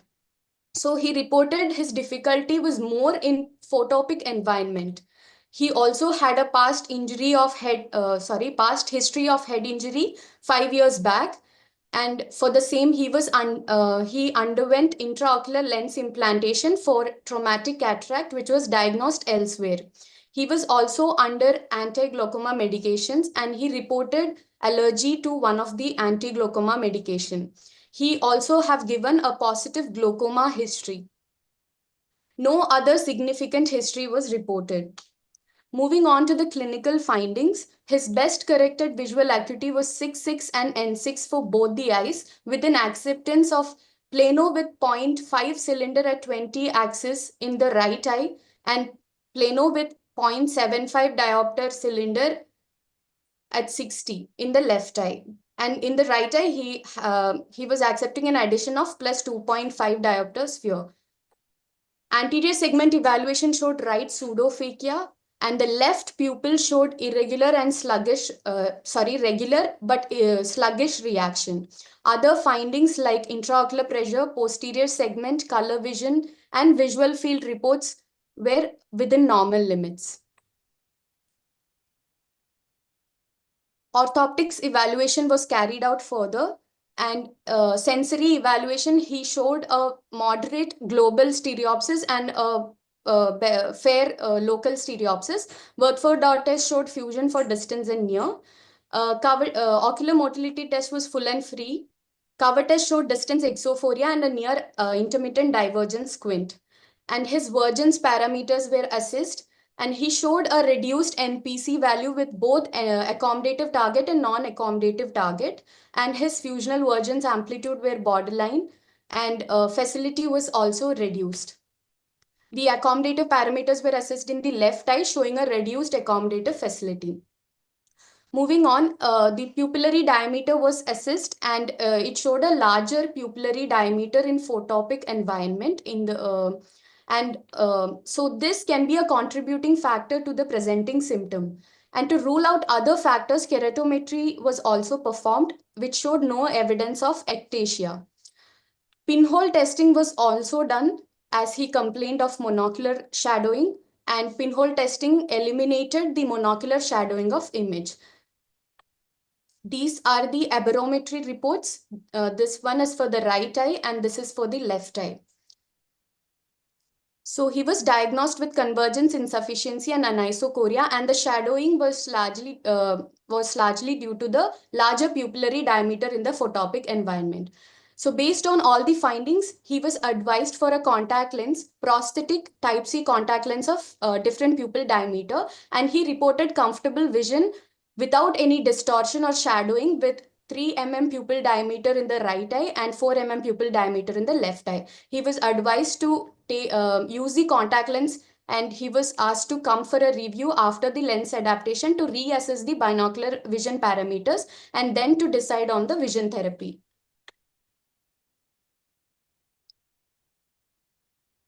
So in this case, the distortion improved with pinhole testing, which was a strong evidence for an optical course. And it was likely due to the optical aberration or the visual disturbance was likely due to the larger pupil size in the brighter environment. So there are studies that shows the influence of optical aberration due to variation in pupil size, and the use of a smaller diameter contact lens were found to improve the visual disturbance by controlling the amount of light entering the eye, similar to that of a pinhole. So I would like to give an insight on prosthetic contact lenses. So based on the use, prosthetic contact lenses can be type A, type B, type C, and type D, as you can see in the picture. And here are the uses of the different types of prosthetic contact lens. So basically, it can be used for visual enhancement in diseased eye. It can be also used for cosmetic, as a cosmetic management for blind eyes. And also it can be used as a patching occlusion therapy in case of amblyopia. Time over. So I would like to through my study, I would like to show the importance of comprehensive evaluation, starting from the case history to the minute details of assessing the pupillary size to come to a conclusion. So it is very important to know the root cause for the presenting visual symptom. And prosthetic contact lenses are known to be a solution for visual disturbances, providing quality and comfortable vision to patient. However, follow-up is also essential to assess the adaptation and visual stability, and to assess the overall quality of the life. These are my Over to the references. judges. Thank you. Okay. Yeah, go on. No, you have a pseudo-phakic eye, right? So why was the diagnosis of convergence asymmetry at all made? There is no accommodation in one eye. You expect it to be bad. Why a diagnosis of convergence or vergence problem made? Because one eye is totally out. Yes, but the vergence was assist, ma'am. So the Right. When accommodation is not there, vergence is also going to drop down, right? Yes, ma'am. With the non-accommodative target, also the NPC was found to be reduced. So, and also I have mentioned after the use of lens, after the lens adaptation, patient has to come back for the reassessment and then to decide on vision therapy. Okay, what are the long-term outcomes? Like you've given a contact lens, so what do you feel after a period of time? What will happen? So the patient, reason for this larger pupil diameter is not really known because patient has an trauma 5 years back, but he was reporting about the symptom from 2 years. So actually the patient has to come for a follow-up to see whether the pupillary size is varied hereafter. So for the time being, the smaller diameter smaller diameter lens has shown to be improving the vision for the patient. Okay, thank you. Time Why over. don't you try? Okay, that's fine. Leave it up. Okay, that's fine. Thank you. Thank you, ma'am. Thank you. We'll go to the next presenter, Ms. Vinita. Ms. Vinita, her presentation number is P17. Ms. Vinita, are you there? Can you share your screen, please? Yes, ma'am. Is it, am I audible? My screen is visible. Yes. Please go ahead, ma. Your time has started. Please stick to your timings. Thank you. Yes, ma'am. So good afternoon, everyone. Myself, Vinita, I'm Optom student from Achida Institute of Optometry, Erode. And the title of this presentation is Breaking the Suppression and Enhancing Binocular Vision, a case report on anisymmetric amblyopia management. So introduction, amblyopia is one of the most common causes of visual impairment in children, resulting from abnormal visual impairment and visual development. And among all these types, anisometropic amblyopia occurs due to a large refractive difference between the two eyes. And in rarer cases, the antimetropy arises when one eye is myope and other is hyperope and severely impacting the binocular vision. Early diagnosis and structured treatment are very crucial to prevent the permanent vision loss in these cases. Coming to the case details, a 5-year-old girl was referred to with the complaint of blurred vision in both eyes, and her uncorrected visual acuity was significantly reduced. In the right eye, it was 6/120, and in the left eye, it was 6/24, improving to 6/24 and 6/18 with pinhole. And her autorefraction and retinoscopy confirmed the presence of antimetropy, and cycloplegic refraction revealed a large anisometropic difference, leading to a diagnosis of anisometropic amblyopia.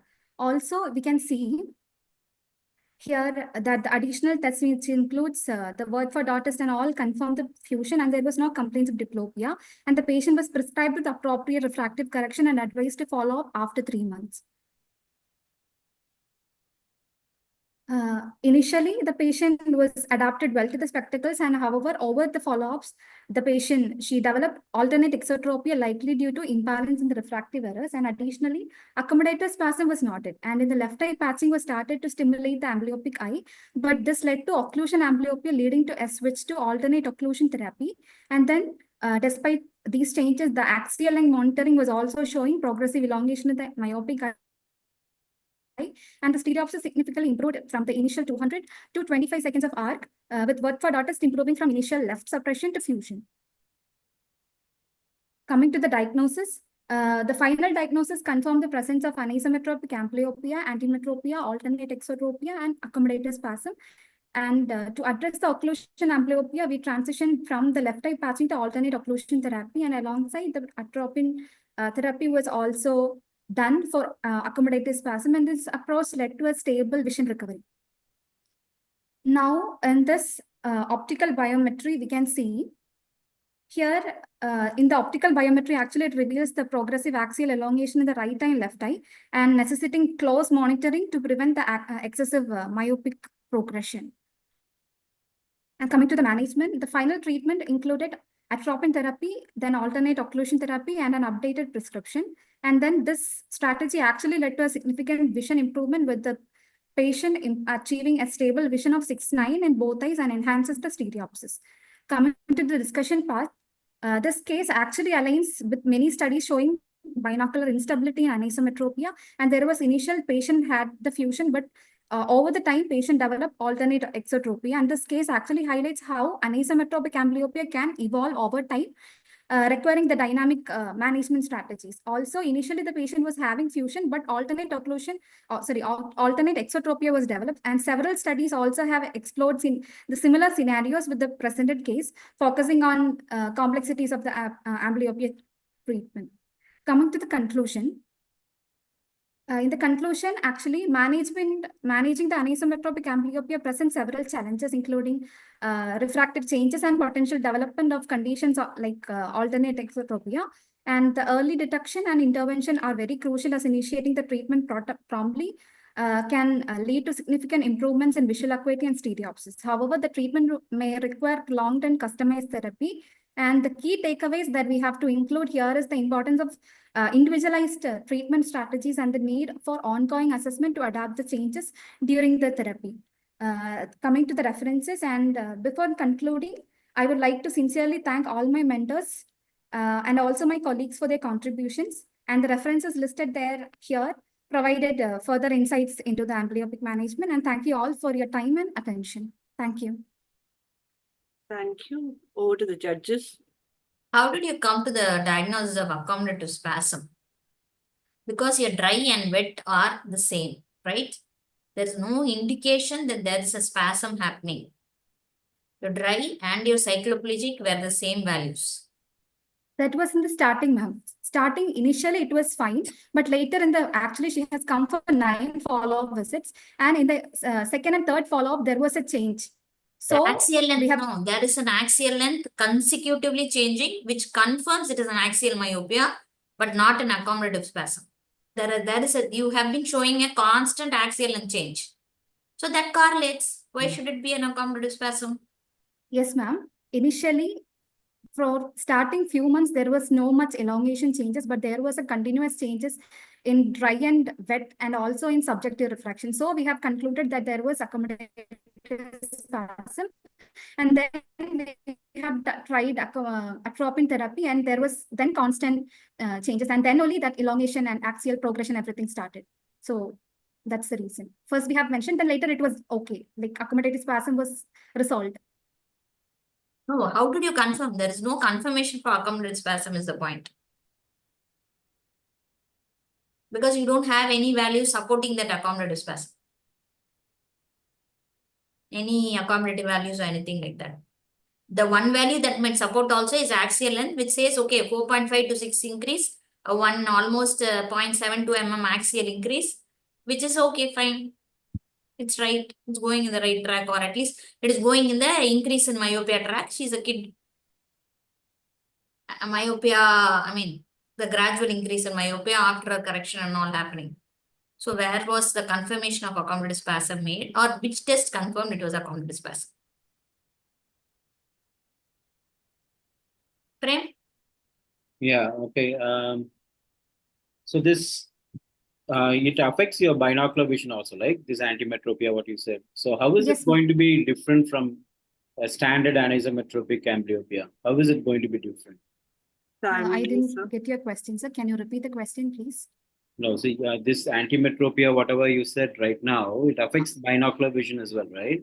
Yes, sir. So how is it going to be different from standard anisometropic amblyopia? So antimetropy is actually one of the type of anisometropia, where in the antimetropy, there will one eye will be myopia and other eye will be hypermetropia. But in the standard anisometropic amblyopia, there is it is not said that one eye. It can be both in the same power, in the same example, both in myopic, but still there is a much difference much the difference between both eyes. But in antimetropia, one eye is myope and other eye is hyperopic. Okay, thank you. We will go to the next presenter. Thank you. Thank you, ma'am. Ms. Anushya. Yes, ma'am. Ma'am, can I? Yeah, please share your screen. Her presentation number is P18. Yes. Is my screen visible? Not yet. No? Not yet, ma.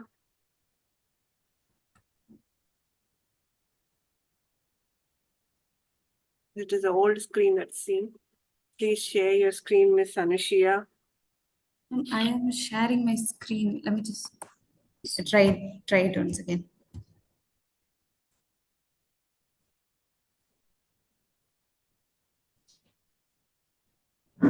Is it visible now? Yeah. Can I start, ma'am? Ms. Vinita, remove your screen and Ms. Anushya, share your screen. Anushya's screen is Screen is visible. Deepa, Anushya's screen is there. Okay, please go ahead because it's a lag over here. It started. Okay. So, good afternoon, everybody present here. Thank you so much, OATN, for this opportunity. I'm Anushya, a PG optometry student from Achyuta Institute of Optometry, Erode. I've named my case report as the unfinished battle against amblyopia. So allow me the next few minutes to explain why I've named it like that. So amblyopia, as we all know, is a neural disorder induced by atypical visual experiences during this crucial period of vision development, which is affecting almost 2 to 5% of the population, which is also one of the causes of preventable blindness in India. So common treatment modalities that we know for amblyopia are refractive correction, occlusion therapy, atropine penalization, and vision therapy. So this case is something that highlights the impact of non-adherence in a child with anisometropic amblyopia and strabismus. So the case history goes back to 2019 when a 4-month-old infant was referred to us for squint evaluation. His birth history was normal. He was a full-term who weighed 3.5 kgs at the time of birth and normally delivered. There was no associated systemic illness or no relevant family history related to it. And findings were, we found that there was 15 degree of exotropia in the left eye and the anterior and posterior segments were within normal limits. So we plan to follow up the infant after 3 months. But unfortunately, the patient lost to follow-up for the next 4 years.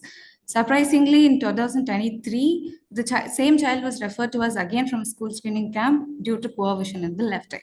So during the examination, the visual acuity in the right eye was 6/12, improving to 6/9 with pinhole. In the left eye, it was counting fingers at 3 meters, improving to 6/75 with pinhole. Cycloplegic refraction showed with right eye with plus 0.5 diopter sphere, the vision was improving to 6/9, and in the left eye with plus 1 diopter sphere and minus 3 diopter cylinder across 160, the vision was improving to 6/75. The anterior and posterior segments were within normal limits. So the child was diagnosed with anisometropic amblyopia with strabismus in the left eye. So during the same visit, the child was given a full spectacle correction was given. And also the parents were told what amblyopia is and what are the treatment options that we are looking ahead in the future and how the child's vision is right now. We were planned for a review after the next 2 months, but unfortunately they followed up after the next 4 months. So when they showed up after 4 months, the child's visual acuity in the right eye was 6/9 with spectacle correction and the left eye it was 6/60. So the parents reported poor compliance with spectacles.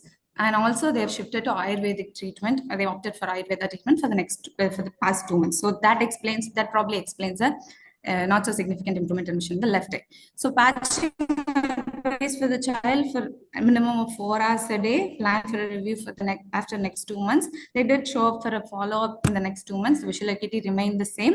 And the parents again reported there was poor adherence to patching, hence there's no significant improvement seen in the patient's vision. So this time we advised a full cylindrical correction and the parents were again re-emphasized on the importance of patching and they were asked to continue patching the child. They were asked to come for a 2 months review and again they came after 8 months. In November 2024, the visual acuity remained the same. The parents reported spectacle compliance has improved after the advice, but they were still neglecting the patching due to the child, since the child is very uncooperative. Head tilt was noted and importance of patching was re-emphasized. But at this point, we called them for a 2 months follow-up to think of, so we had alternative treatment options planned for him. If the adherence is still poor. So in Jan 2025, when he came for the next follow-up, the visual acuity remained the same. So we went ahead with the contact lens trial for the child. Though we could see the child was able to see better, but the child was very uncooperative for vision assessment. He was refusing to wear the contact lens. Leave the contact lenses on his eyes. So since the compliance with patching remained poor, we had to go for other alternative options that we can do in-house instead of asking them to do something at home. So we came up with this anti-suppression exercise. So we thought we can give this child an anti-suppression exercise. So the child was given 2 20-minute sessions for the next 10 consecutive days of cutting the brushes exercises with synaptophore. So post vision therapy, the child's vision acuity in the left eye improved to 6/24 parts in the parts with Snellen's letter chart. Patching again advised for 6 to 8 hours per day, and parents were told about the increase in vision and how to retain the vision by doing the properly sticking to the patching regimen. And we advised 6 to 8 hours so that we were hoping that they'll at least do it for 3 to 4 hours with near activities. So discussion part, studies have shown that compliance with prescribed occlusion therapy is often challenging, but also gives suboptimal vision outcomes.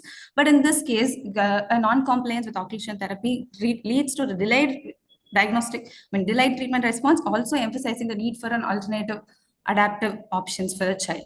So a preliminary study demonstrated that after 10 days of Hedinger pressure exercises, patients experienced improvement in visual acuity. So this treatment modality shows a potential efficacy when we treat a child with amblyopia. So this case again underscores the importance of occlusion therapy, of course. So though we have so many treatment modalities like dioptic therapy and binocs these days, but still standard occlusion therapy and an anti-suppression exercise can take us a long way, and to gain the patient's trust and the parents' trust, so that if they're compliant with this, then we can go ahead with whatever that we are planning in the future. So I would like to conclude it as non-compliance still remains a challenge for many of us. Some cases, even after extensive parental counseling and patient counseling, despite that, it's optometrists, a professional resilience that could take us through thinking outside the box and thinking of tailored treatment options for the child. So despite these delays, the improvement seen in this case in Hedinger brushes therapy highlights that optometrist persistence is very important. Like though every missed follow-up is a lost setback for the patient's visual acuity, every time they showed up, it's an opportunity for us to treat the child. Yes, ma'am. Let me just take a minute. So again, I would like to emphasize the unfinished battle. Though it is an unfinished battle and a really long one, we are not going to give up. And I hope every optometrist who are present here would do the same. Happy World Optometry Day. Thank you. Over to the judges. Ansha, why didn't you start it early? It was almost 1.5 years. You have been watching that they are not compliant. The parent, it should be from the parent side also. Why 1.5 years? The Hedinger thing could have been done every time she's presenting to you. At least you could have continued with that also, right? Yes, we've been watching that they are not compliant, and it is almost 1.5 years. You could have co-joined with some Hedinger brushes and some other VT also, right? In office or at home, something that is easy for them to do, because they are not compliant with the occlusion, patching. So shouldn't you have tried earlier? Yes, ma'am. We did offer them with those options earlier, but since the child is very uncooperative and the patients were really not believing in these things, so it was really hard for us to convince them to get them into doing these things. So Hedinger brushes, so we had to go for that at that stage only, ma'am. So though they were offered that before, they were not willing to take it. So since we kept emphasizing on this, and also they looked at the contact lens trial that we gave to the patient, that we are trying out different modalities, they were willing to opt for this at the end. Prem? Yeah, see, you administered these Hedinger brushes, right, in this case, and there was a significant improvement in just 10 days, right? Yes. How is that? What is the rationale behind it? In 10 days, how does it? So there are. Do you think, what is the rationale behind it? I just wanted to know. Of course, Hedinger brushes are used to improve the macular function and relieve the eccentric fixation and suppression. There are Sir, I don't really, honestly, I don't really know how exactly this works, but I know there are evidence stating that there is, like there has been studies where they've given this Hadinger brushes exercises for 30 children for 10 consecutive days, and the visual acuity improved to 1 to 2 lines post vision therapy, and which remained the same after 2 months also. Okay, Anish, thank you. Yes. So I've added that into the reference as well. Okay, thank you. Thank you, Anushya. Very good presentation, actually. Next, we'll go with the next presenter, Ms. Niveta Thank you, K. Yeah. Yes, ma'am. Ms. Niveta K. Yes, P19 is our presentation number. Case presentation number P19. Please share your screen, ma. yes, ma'am.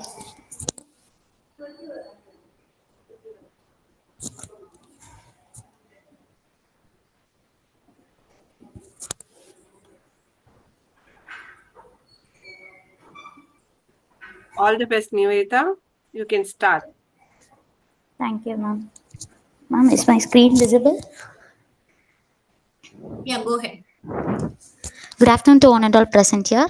I am Niveta, pursuing Optom in Dr. Agarwal Institute of Optometry.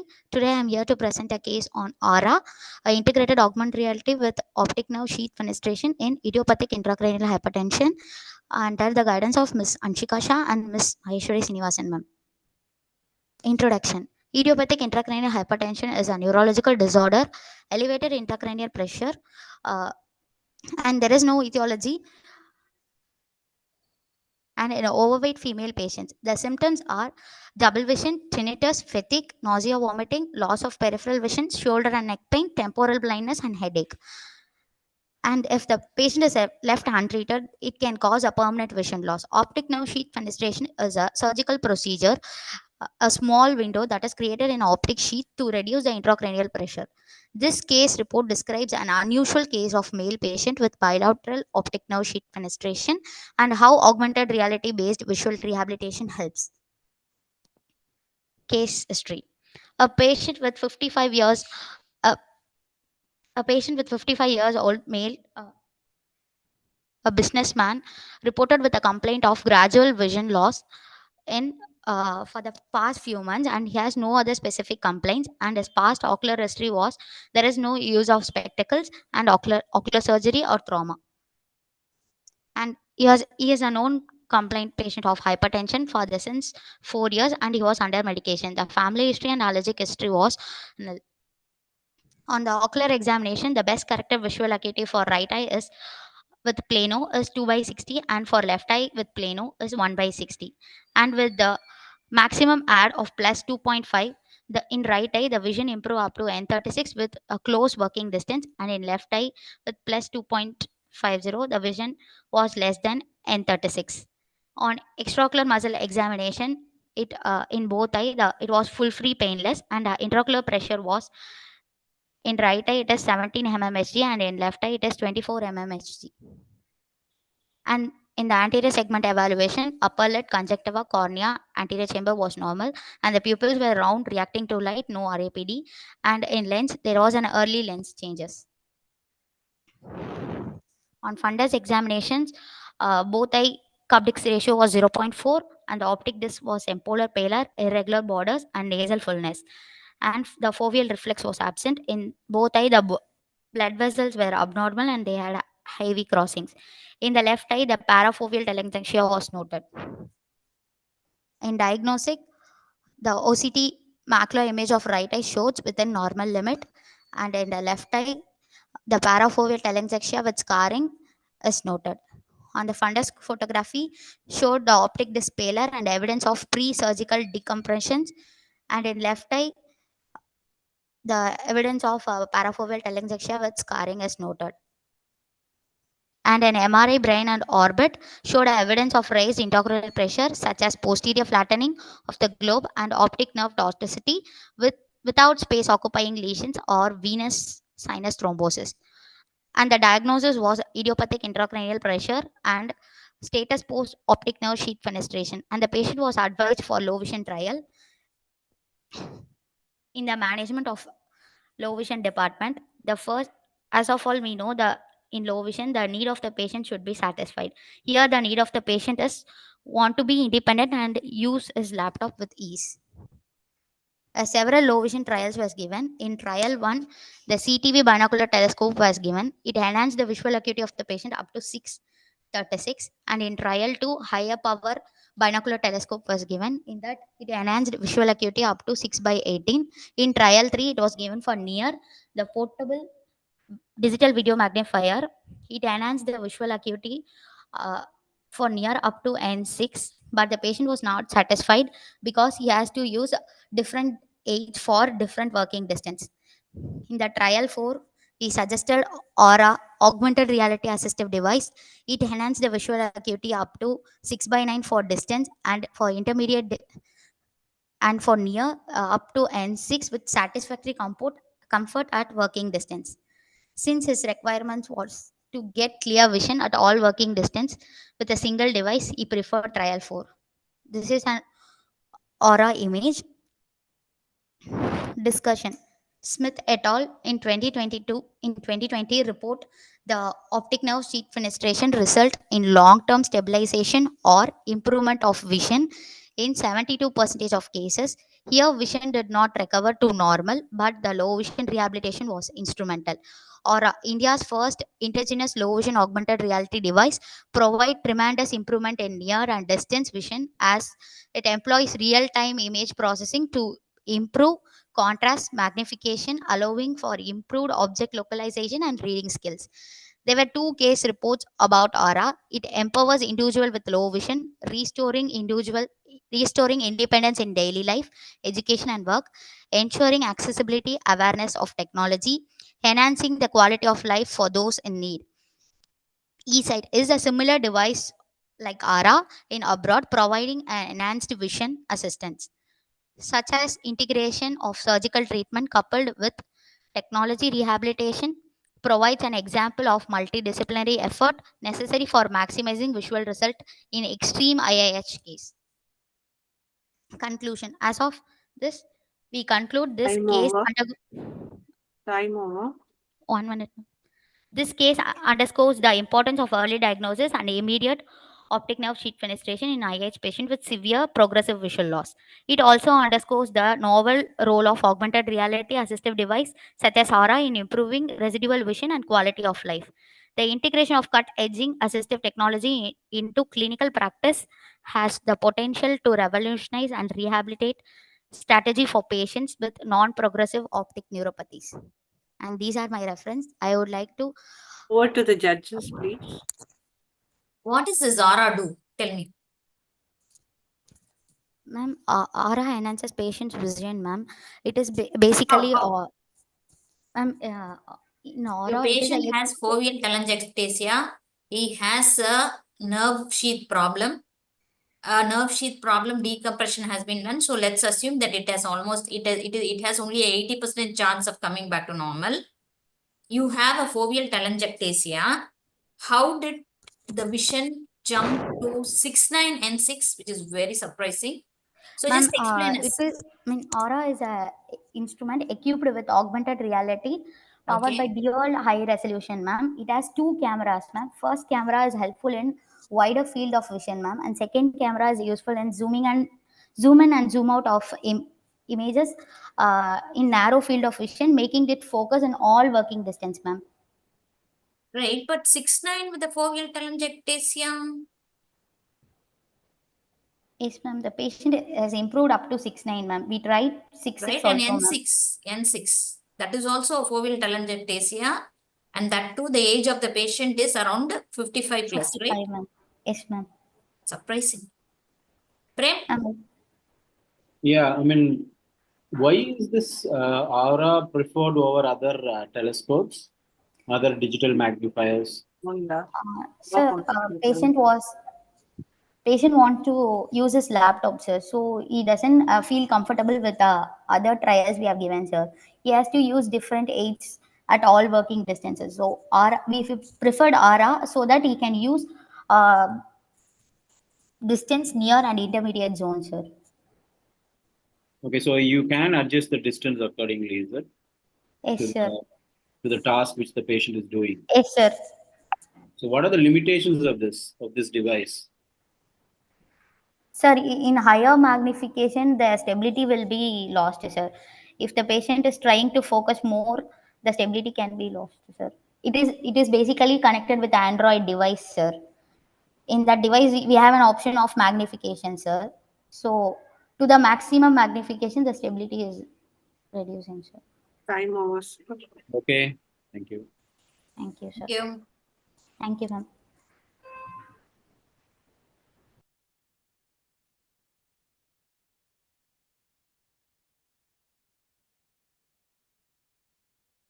Next presentation is Rahufa Abdul Ghani Mullah. Yes, ma'am. Kindly share your screen, ma. Yes, ma'am. What is the ID, Deepa? P20, sir. Ma'am, is my screen visible? No. Okay. Oh, no. Kindly share your screen, ma. Hi, yes, ma'am.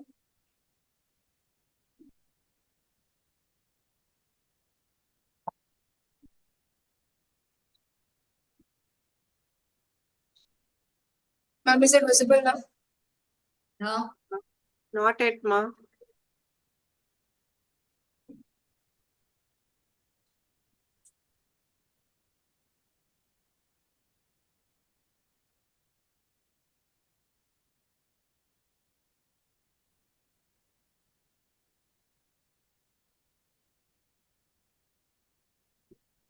Ma'am, is it visible now?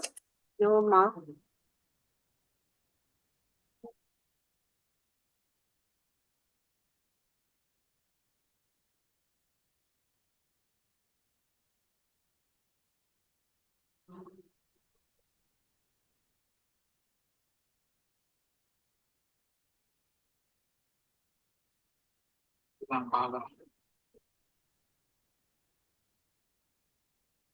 Are you able to do, ma? Or else shall we wait? We can go with the next presenter and then we'll wait for yours.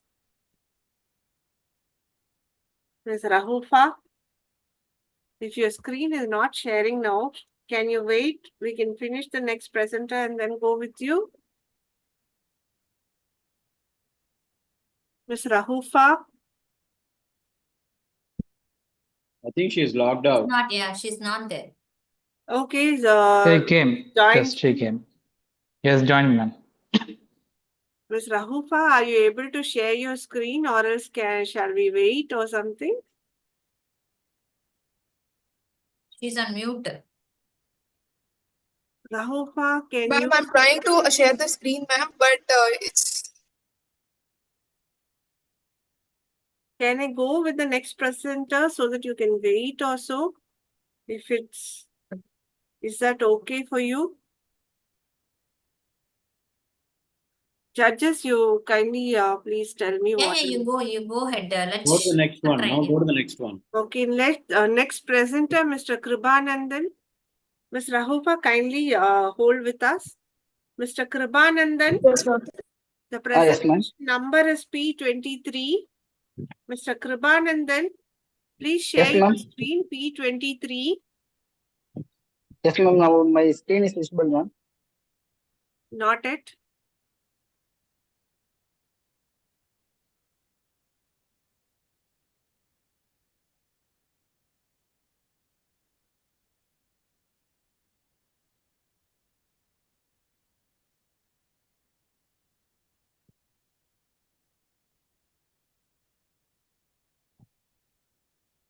Can you share your screen? Yes, sir. Yeah, please.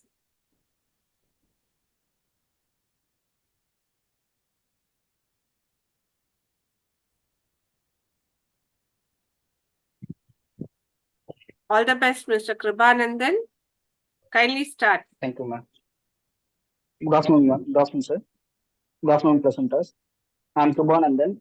I'm studying Optom second year, Wharton Institute of Ophthalmology and Research Center in Chennai. My paper code number is P23. My case report, bilateral horizontal gaze palsy, a rare case report. Now moving on to introduction. Bilateral horizontal gaze palsy is a rare presentation caused by bilateral interruption of the median longitudinal fasciculus, abduction nucleus, or the paramedian pontine reticular formations. Horizontal gaze paralysis has been described as a consequence of inflammation, hemorrhages, metastasis, or demyelination as part of multiple sclerosis or neuromyelitis optica spectrum disorder. History and presentation. A 40 years old male presented on emergency department complaints of giddiness and slurring of speech for one day. His blood pressure was 160 by 110 mmHg. A patient was non-hypertensive, but he was not taken any medication regularly. CT scan revealed intraparenchymal hematoma with a edema in midbrain and pons, causing mass effect and effacement of fourth ventricle. Ocular movements. After 2 days in the intensive care unit, the patient complained of difficulty in movement of both eyes. On ocular examination, there was a limitation of abduction and adduction in both eyes, as we can see in the picture on the top. However, vertical movements of both eyes were normal. He came for follow-up regularly. His blood pressure was under control. Hematoma in CT was resolving at last visit. 3 months later, the extraocular movements in both eyes were improving and almost full. This can be seen in the picture given below. Clinical findings and diagnosis. Visual acuity both eyes 6/18 pos with plus 1.5 diopter 6/6. Near vision both eye N12 with plus 1.75 diopter N6. Both eyes anterior segment are normal. Pupils were normal. No RAPD, no anisocoria was noted. Fundus evaluation was normal in both eyes. Diagnosis: bilateral horizontal gaze palsy was made. Patient was advised to follow up in neurologic department. Now moving on to discussion. This picture shows an anatomical pathway for horizontal eye movement. Horizontal eye movement are generated from the horizontal gaze center in the pontine paramedian reticular formation. The neurons to the ipsilateral sixth nerve nucleus, which innervate the lateral rectus. Internuclear neurons that cross the midline at the level of pons and reach the contralateral medial longitudinal fasciculus, MLF, which synapse with a third nerve subnucleus supplying the medial rectus. Normally, stimulation of PPRF on one side, therefore cause a conjugate movement of the eyes to the same side. Now horizontal gaze palsies are the following types. PPRF lesion gives rise to ipsilateral horizontal gaze palsy. Example: left PPRF lesion, left lateral rectus affected or right medial rectus affected. MLF lesion gives rise to intranuclear ophthalmoplegia, which is characterized by ipsilateral defective adduction and ataxic nystagmus of the contralateral eye on gaze of opposite gaze. Bilateral INO is characterized by limitation of right adduction and ataxic nystagmus of the left eye on left gaze. Limitation of left adduction and ataxic nystagmus of right eye on right gaze. PPRF and MLF combined lesions on the same side causes one and off syndrome, characterized by ipsilateral gaze palsy and INO, and the residual movement being abduction of the contralateral eye. Causes: infarction, hemorrhages, meningitis, demyelination syndrome may damage and abduction nucleus and it fascicle the paramedian pontine reticular formation and the medial longitudinal fasciculus MLF. Now moving on to conclusion. As a result of demyelination, infarction and pontine hemorrhage, patient may have to unilateral horizontal conjugate gaze palsy and internuclear ophthalmoplegia. However, bilateral horizontal conjugate gaze palsy is a rare clinical manifestation which has been reported in very few cases as a consequence of infarction, demyelination, hemorrhages, and metastasis. Vertical gaze may be spared in the presence of horizontal ophthalmoplegia with a posterior pontine segmental lesion with or without more widespread pathology.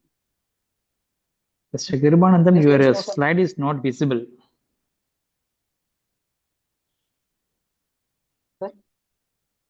The slide is to one corner actually.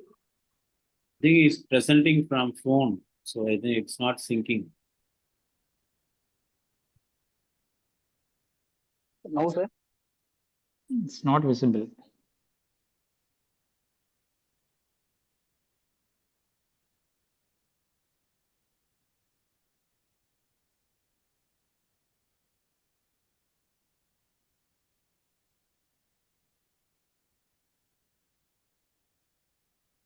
Initially, it was visible.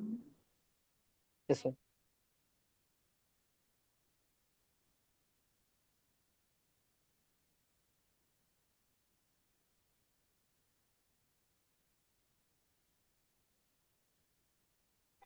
Yeah. So now visible, sir. Now better. Yeah. Yes.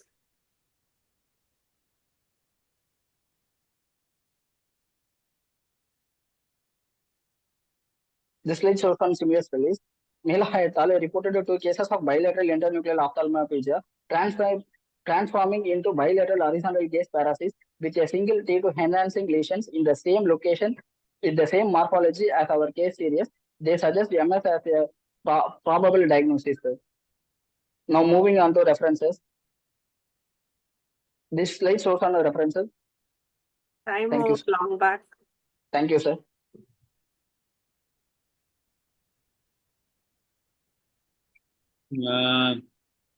We couldn't see the slides before. So from whatever, I recollect, man. So this, what you said was this patient showed gradual improvement, right, in extraocular movements. Yes, sir. So what is the expected prognosis for recovery in such cases? The neurology department wait for still at least for 3 months, sir. At least, sir. It's only wait and watch, is it? No management. Yes, ma'am. No tablets, ma'am. Neuro tablets, ma'am. So what did we do from the optometry side? Optal side. From opto side.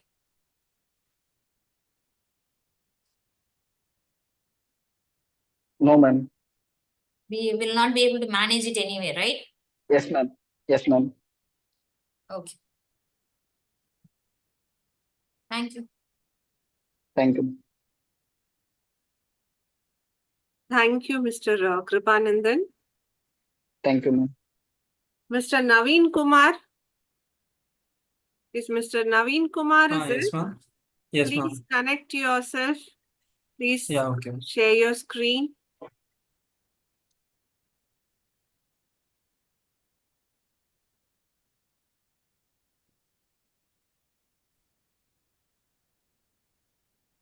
Please stick to your timing.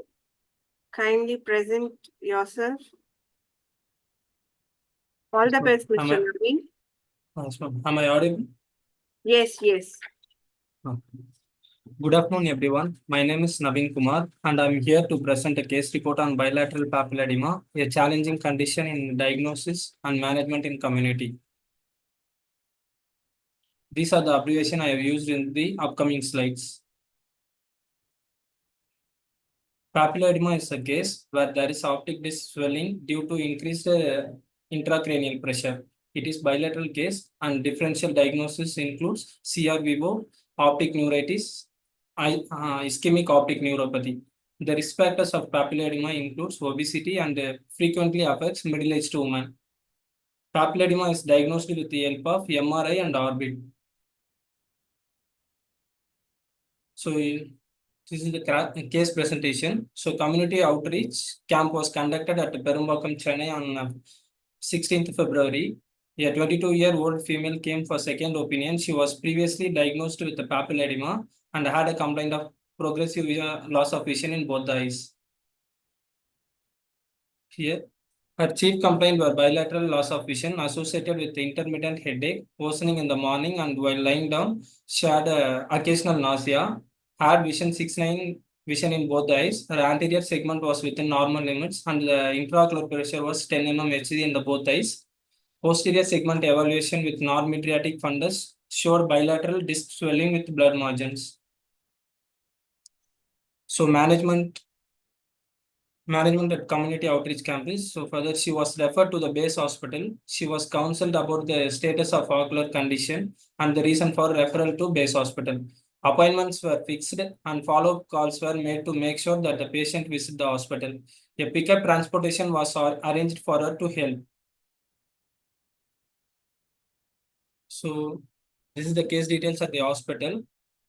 Upon reaching the hospital, A more detailed evaluation was performed. Her vision was same as 6/9 in both the eyes. Her anterior segment were normal and posterior segment evaluation revealed bilateral optic disc swelling with blurred margins. Hyperemia of the optic disc and mild periphery hemorrhages were also present. This is the posterior segment picture. First one was we took it in the camp, and then second one was we take it in the hospital. This slide shows fundus picture shown at the community and clinic. These findings showed a significant edema in both the pictures. So this was the GOCT was performed, and this also seems normal. Her visual field test showed no significant defects, and her B scan also were normal. These results collectively reinforced our diagnosis of papilledema while ruling out other conditions like glaucoma. So the patient was managed with the tablets to reduce the CSF production, advised on weight reduction, modification on lifestyle activities, and regular monitoring of visual field and optic nerve function were given. Other surgical options also discussed.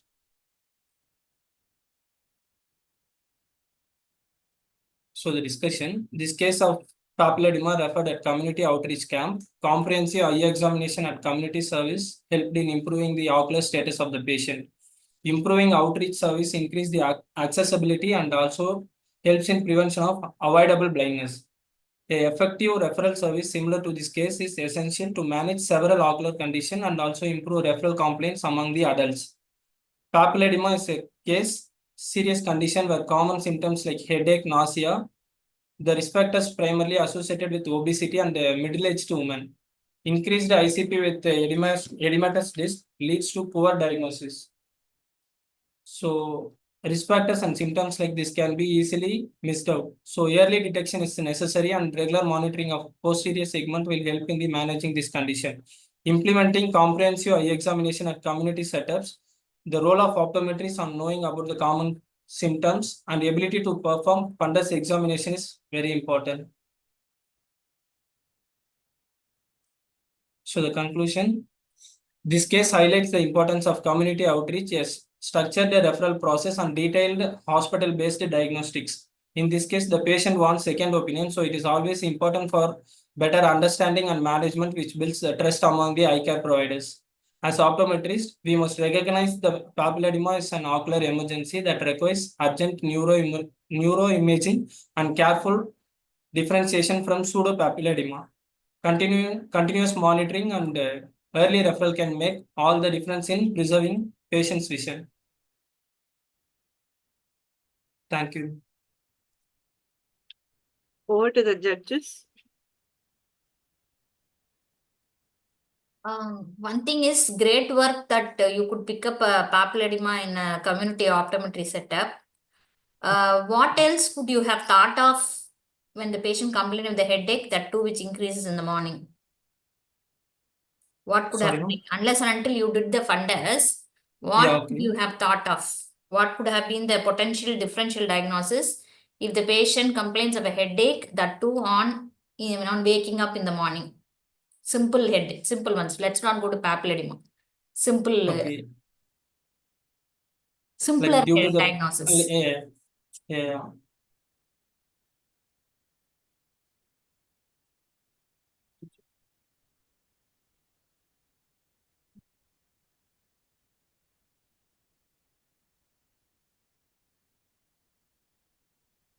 Can you hear me? Can we go with the next presenter, Ms. Rahul? Yeah, okay. What is the number? 29. P29. Hello, this is Raufa. I'll share my screen, ma'am.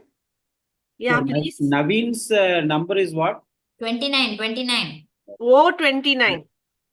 Okay, Rahu first. P20. Okay.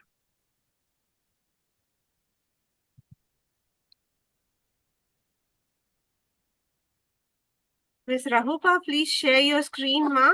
Yes, ma'am. You are the last presenter of today's.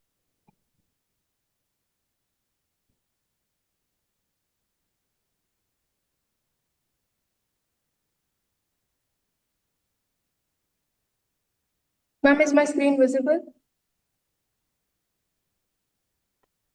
Not it, Ma. Share your screen. Yes, ma'am, I'm sharing my screen.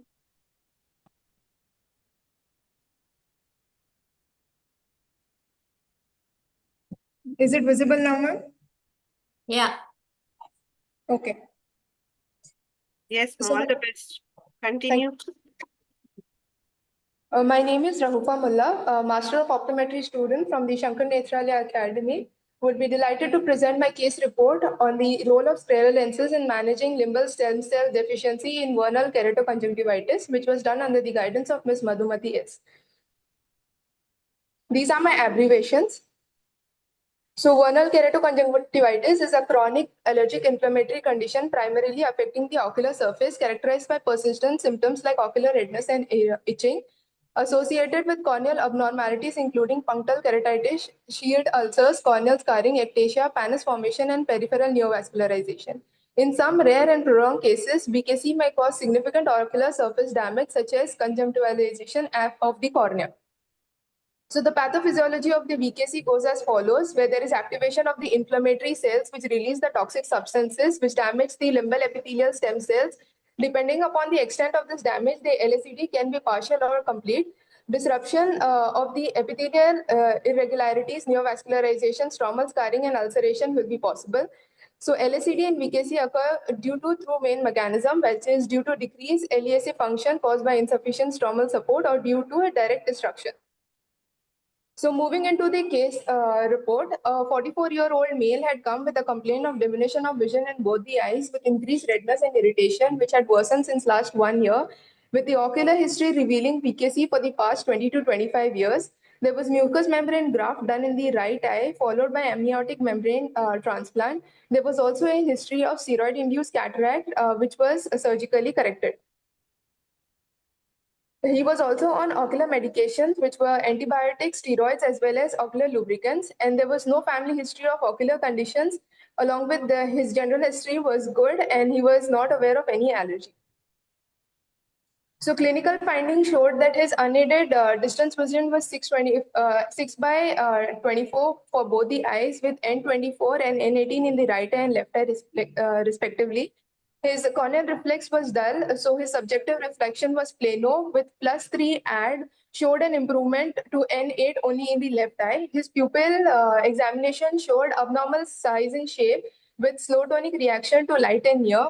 And anterior segment evaluation with the slit lamp biomicroscopy showed papillae and congestion of the conjunctiva along with vascularized and diffuse macular corneal scar and PCIOL in situ. So the diagnosis was confirmed with the help of an ASOCT, where the findings were shown as follows, where there was significant central corneal thinning with peripheral hyperreflectivity and diffuse corneal scarring, which lead to the diagnosis of VKC-induced LACD in both the eyes. In this image also, we can see there is neovascularization, scarring, inflammation, and redness. So as due to the chronic and severe surface damage, including the conjunctival and corneal scarring, the patient was referred to the contact lens department for a pros lens trial. So his contact lens history showed that his previous lenses were 7 years old, which he had purchased elsewhere, and his wearing hours were 8 hours per day with breaks in between. His vision with the scleral lenses was 6 by 15 and 6 by 18 in right eye and left eye respectively, with N24 near vision. His fit assessment on slit lamp showed excessive central to inferior vaulting was noted with blanching in 4 quadrants. So a fresh BSS trial was done. So on the fit assessment on slit lamp biomicroscope of the trial lens showed the following parameters, where the over-refraction had where the over-refraction for the right eye with +1 improved his vision to 6.7.5, with left eye -1.5 improved to 6.9, where his both eyes improved to N6 with +3 add. So after 4 hours of lens wear, the fit assessment was same as above, and there was no fluid reservoir, turbidity, and edge lift, and overall impingement in all quadrants was seen. So the patient was reported greater satisfaction with vision and comfort provided by the new trial lens. And after assessment, the necessary changes in the lens parameters were noted in both the eyes and new lenses were ordered. So when the patient had come for collection day, these were the following parameters noted on slit lamp. And his vision was same as when the trial was done, with 6.7.5 and 6.9 in right eye, left eye, with N6 with +3 add. There was no complaint of midday fogging, and care and maintenance was re-explained to the patient and reviewed to the contact lens clinic after 6 months. So the management part, the patient had come after 6 months follow-up, and he was comfortable with the lenses and was wearing for 7 hours per day with breaks in between, and his vision was stable, and care and maintenance was found to be poor. So the patient was clearly explained and reassured about the care and maintenance. This above image shows that the reduction in redness and inflammation, which was significantly seen in the previous picture due to the improper fit. So as the fit improves, it shows an improvement in the ocular parameters as well as the pathological condition of the eye. So in discussion, the prevalence of LSCD has been found in individuals affected by VKC have been reported to be approximately 1.2%, with male to female ratio of 4:1. Furthermore, VKC has been identified as the underlying cause in 10.6% of LSCD cases, with more commonly observed bilaterally. Persistent long-standing VKC can cause irreversible damage, and management of LSCD due to VKC requires comprehensive multidisciplinary approach that addresses both inflammatory control and corneal epithelial regeneration. So controlling the underlying inflammation is a fundamental step, while promoting corneal healing and functional restoration is the primary goal in managing VKC and preventing further progression of LSCD. Corticosteroids and immunomodulators play a role in reduction of inflammation and elevation of symptoms, but careful monitoring is required, as long-term corticosteroids can cause adverse effects. So in this case study, a significant improvement was observed through non-surgical management with the use of scleral lenses, whereas it acted as a protective barrier, reducing the mechanical friction from blinking while maintaining the stable tear film environment. So scleral lens protects the delicate limbal stem cells from the further damage and provide continuous hydration through the post-lens fluid reservoir. So proper lens fitting is a crucial to avoid limbal hypoxia and minimize the risk of complication. The unexpected resolution of this patient's LCD symptoms with scleral lens therapy underscores the potential of non-surgical approach in managing a VKC-associated LCD. While conventional understanding suggests that LCD requires direct replenishment of limbal stem cells for recovery, in this case highlights the role of mechanical protection, hydration, tear film stability in promoting ocular surface healing. So I would like to conclude by saying is that the scleral lenses are an effective option in managing LSCD, helping the enhancing the visual acuity and preserving the ocular surface integrity in most cases. However, in some patients, LSCD may continue to progress, potentially due to limbal hypoxia caused by limbal compression from scleral lenses, and regular monitoring of LSCD progression and optimizing the scleral lens fit throughout treatment are straightforward preventive strategies that can help minimizing the risk of trauma to limbal stem cells. These are my references. Thank you. What was the medications that were given for her tear film stability? You had Yes, some, ma'am. you had some propanol. Yes, ma'am. Moxifloxacin, dexamethasone, and polyethylene glycol was given for the patient, ma'am. Generally, this polyethylene, no, it's supposed to cause a fogging effect because of the alcohol and all contents in it. Did you notice anything of that sort? Because one of the pictures which you have presented shows a kind of a foggy picture. Is it maybe due to that? Ma'am, even though when the consultant had prescribed the lubricating drop to the patient, ma'am, he was advised to use it at night or in between the break, and not to use it immediately before wearing the scleral lenses, ma'am. Okay. How do you interpret these dot positions? No, you note during different assessments. So how do you interpret it? How do you, sir? What is your interpretation? Yeah. So dot position is basically used to see if there is rotation, and depending upon that, the quadrants have been selected to note down which clock position or which quadrant has to be steepened or flattened depending upon the FRT microns measured, sir. Okay, thank you. Thank you. Thank you, sir. Thank you, sir. Thank you, Rahupa. Every case was so very different, and thank you so much to all the presenters who patiently presented today. Thank you all, and thanks to the judges over here who had, taken their all their time over here with us this 2.5 hours to judge these cases. Thank you so much to the presenters, to the audience, and to the organizing people over here. And we all see you again tomorrow in the next session, which will start tomorrow at 10 o'clock. 11, ma'am. 11 o'clock. 11 to 2 p.m. actually. So let's all see you tomorrow. It's already being, the link has been shared to you in the OATN WhatsApp group. Thank you all. Thank you, OATN. Deepa, Thank you so much, Anuja Anuja and Prem Kumar. Thank you, for sharing. OATN, Preeta, Deepa for the wonderful session. Thank you. Preeta, my name is Prem Sudhakar, not Prem. Prem, sorry about that. Prem Sudhakar, thank you so much for joining us. Sir is so Judging very the- alert actually. Sir, you were asking something about it. No. Where should I send that score? You can score? send to the mail which was being sent to you, sir. Okay. Or you can WhatsApp me, sir. Yeah, I'll WhatsApp it to you. That's better. Okay. Now it's Okay. time in the 10 minutes. Can we close this recording session, sir? Yeah, please close it. Thank you. Thank you so much. Thank you. Thank you so much, ma'am. Thank you.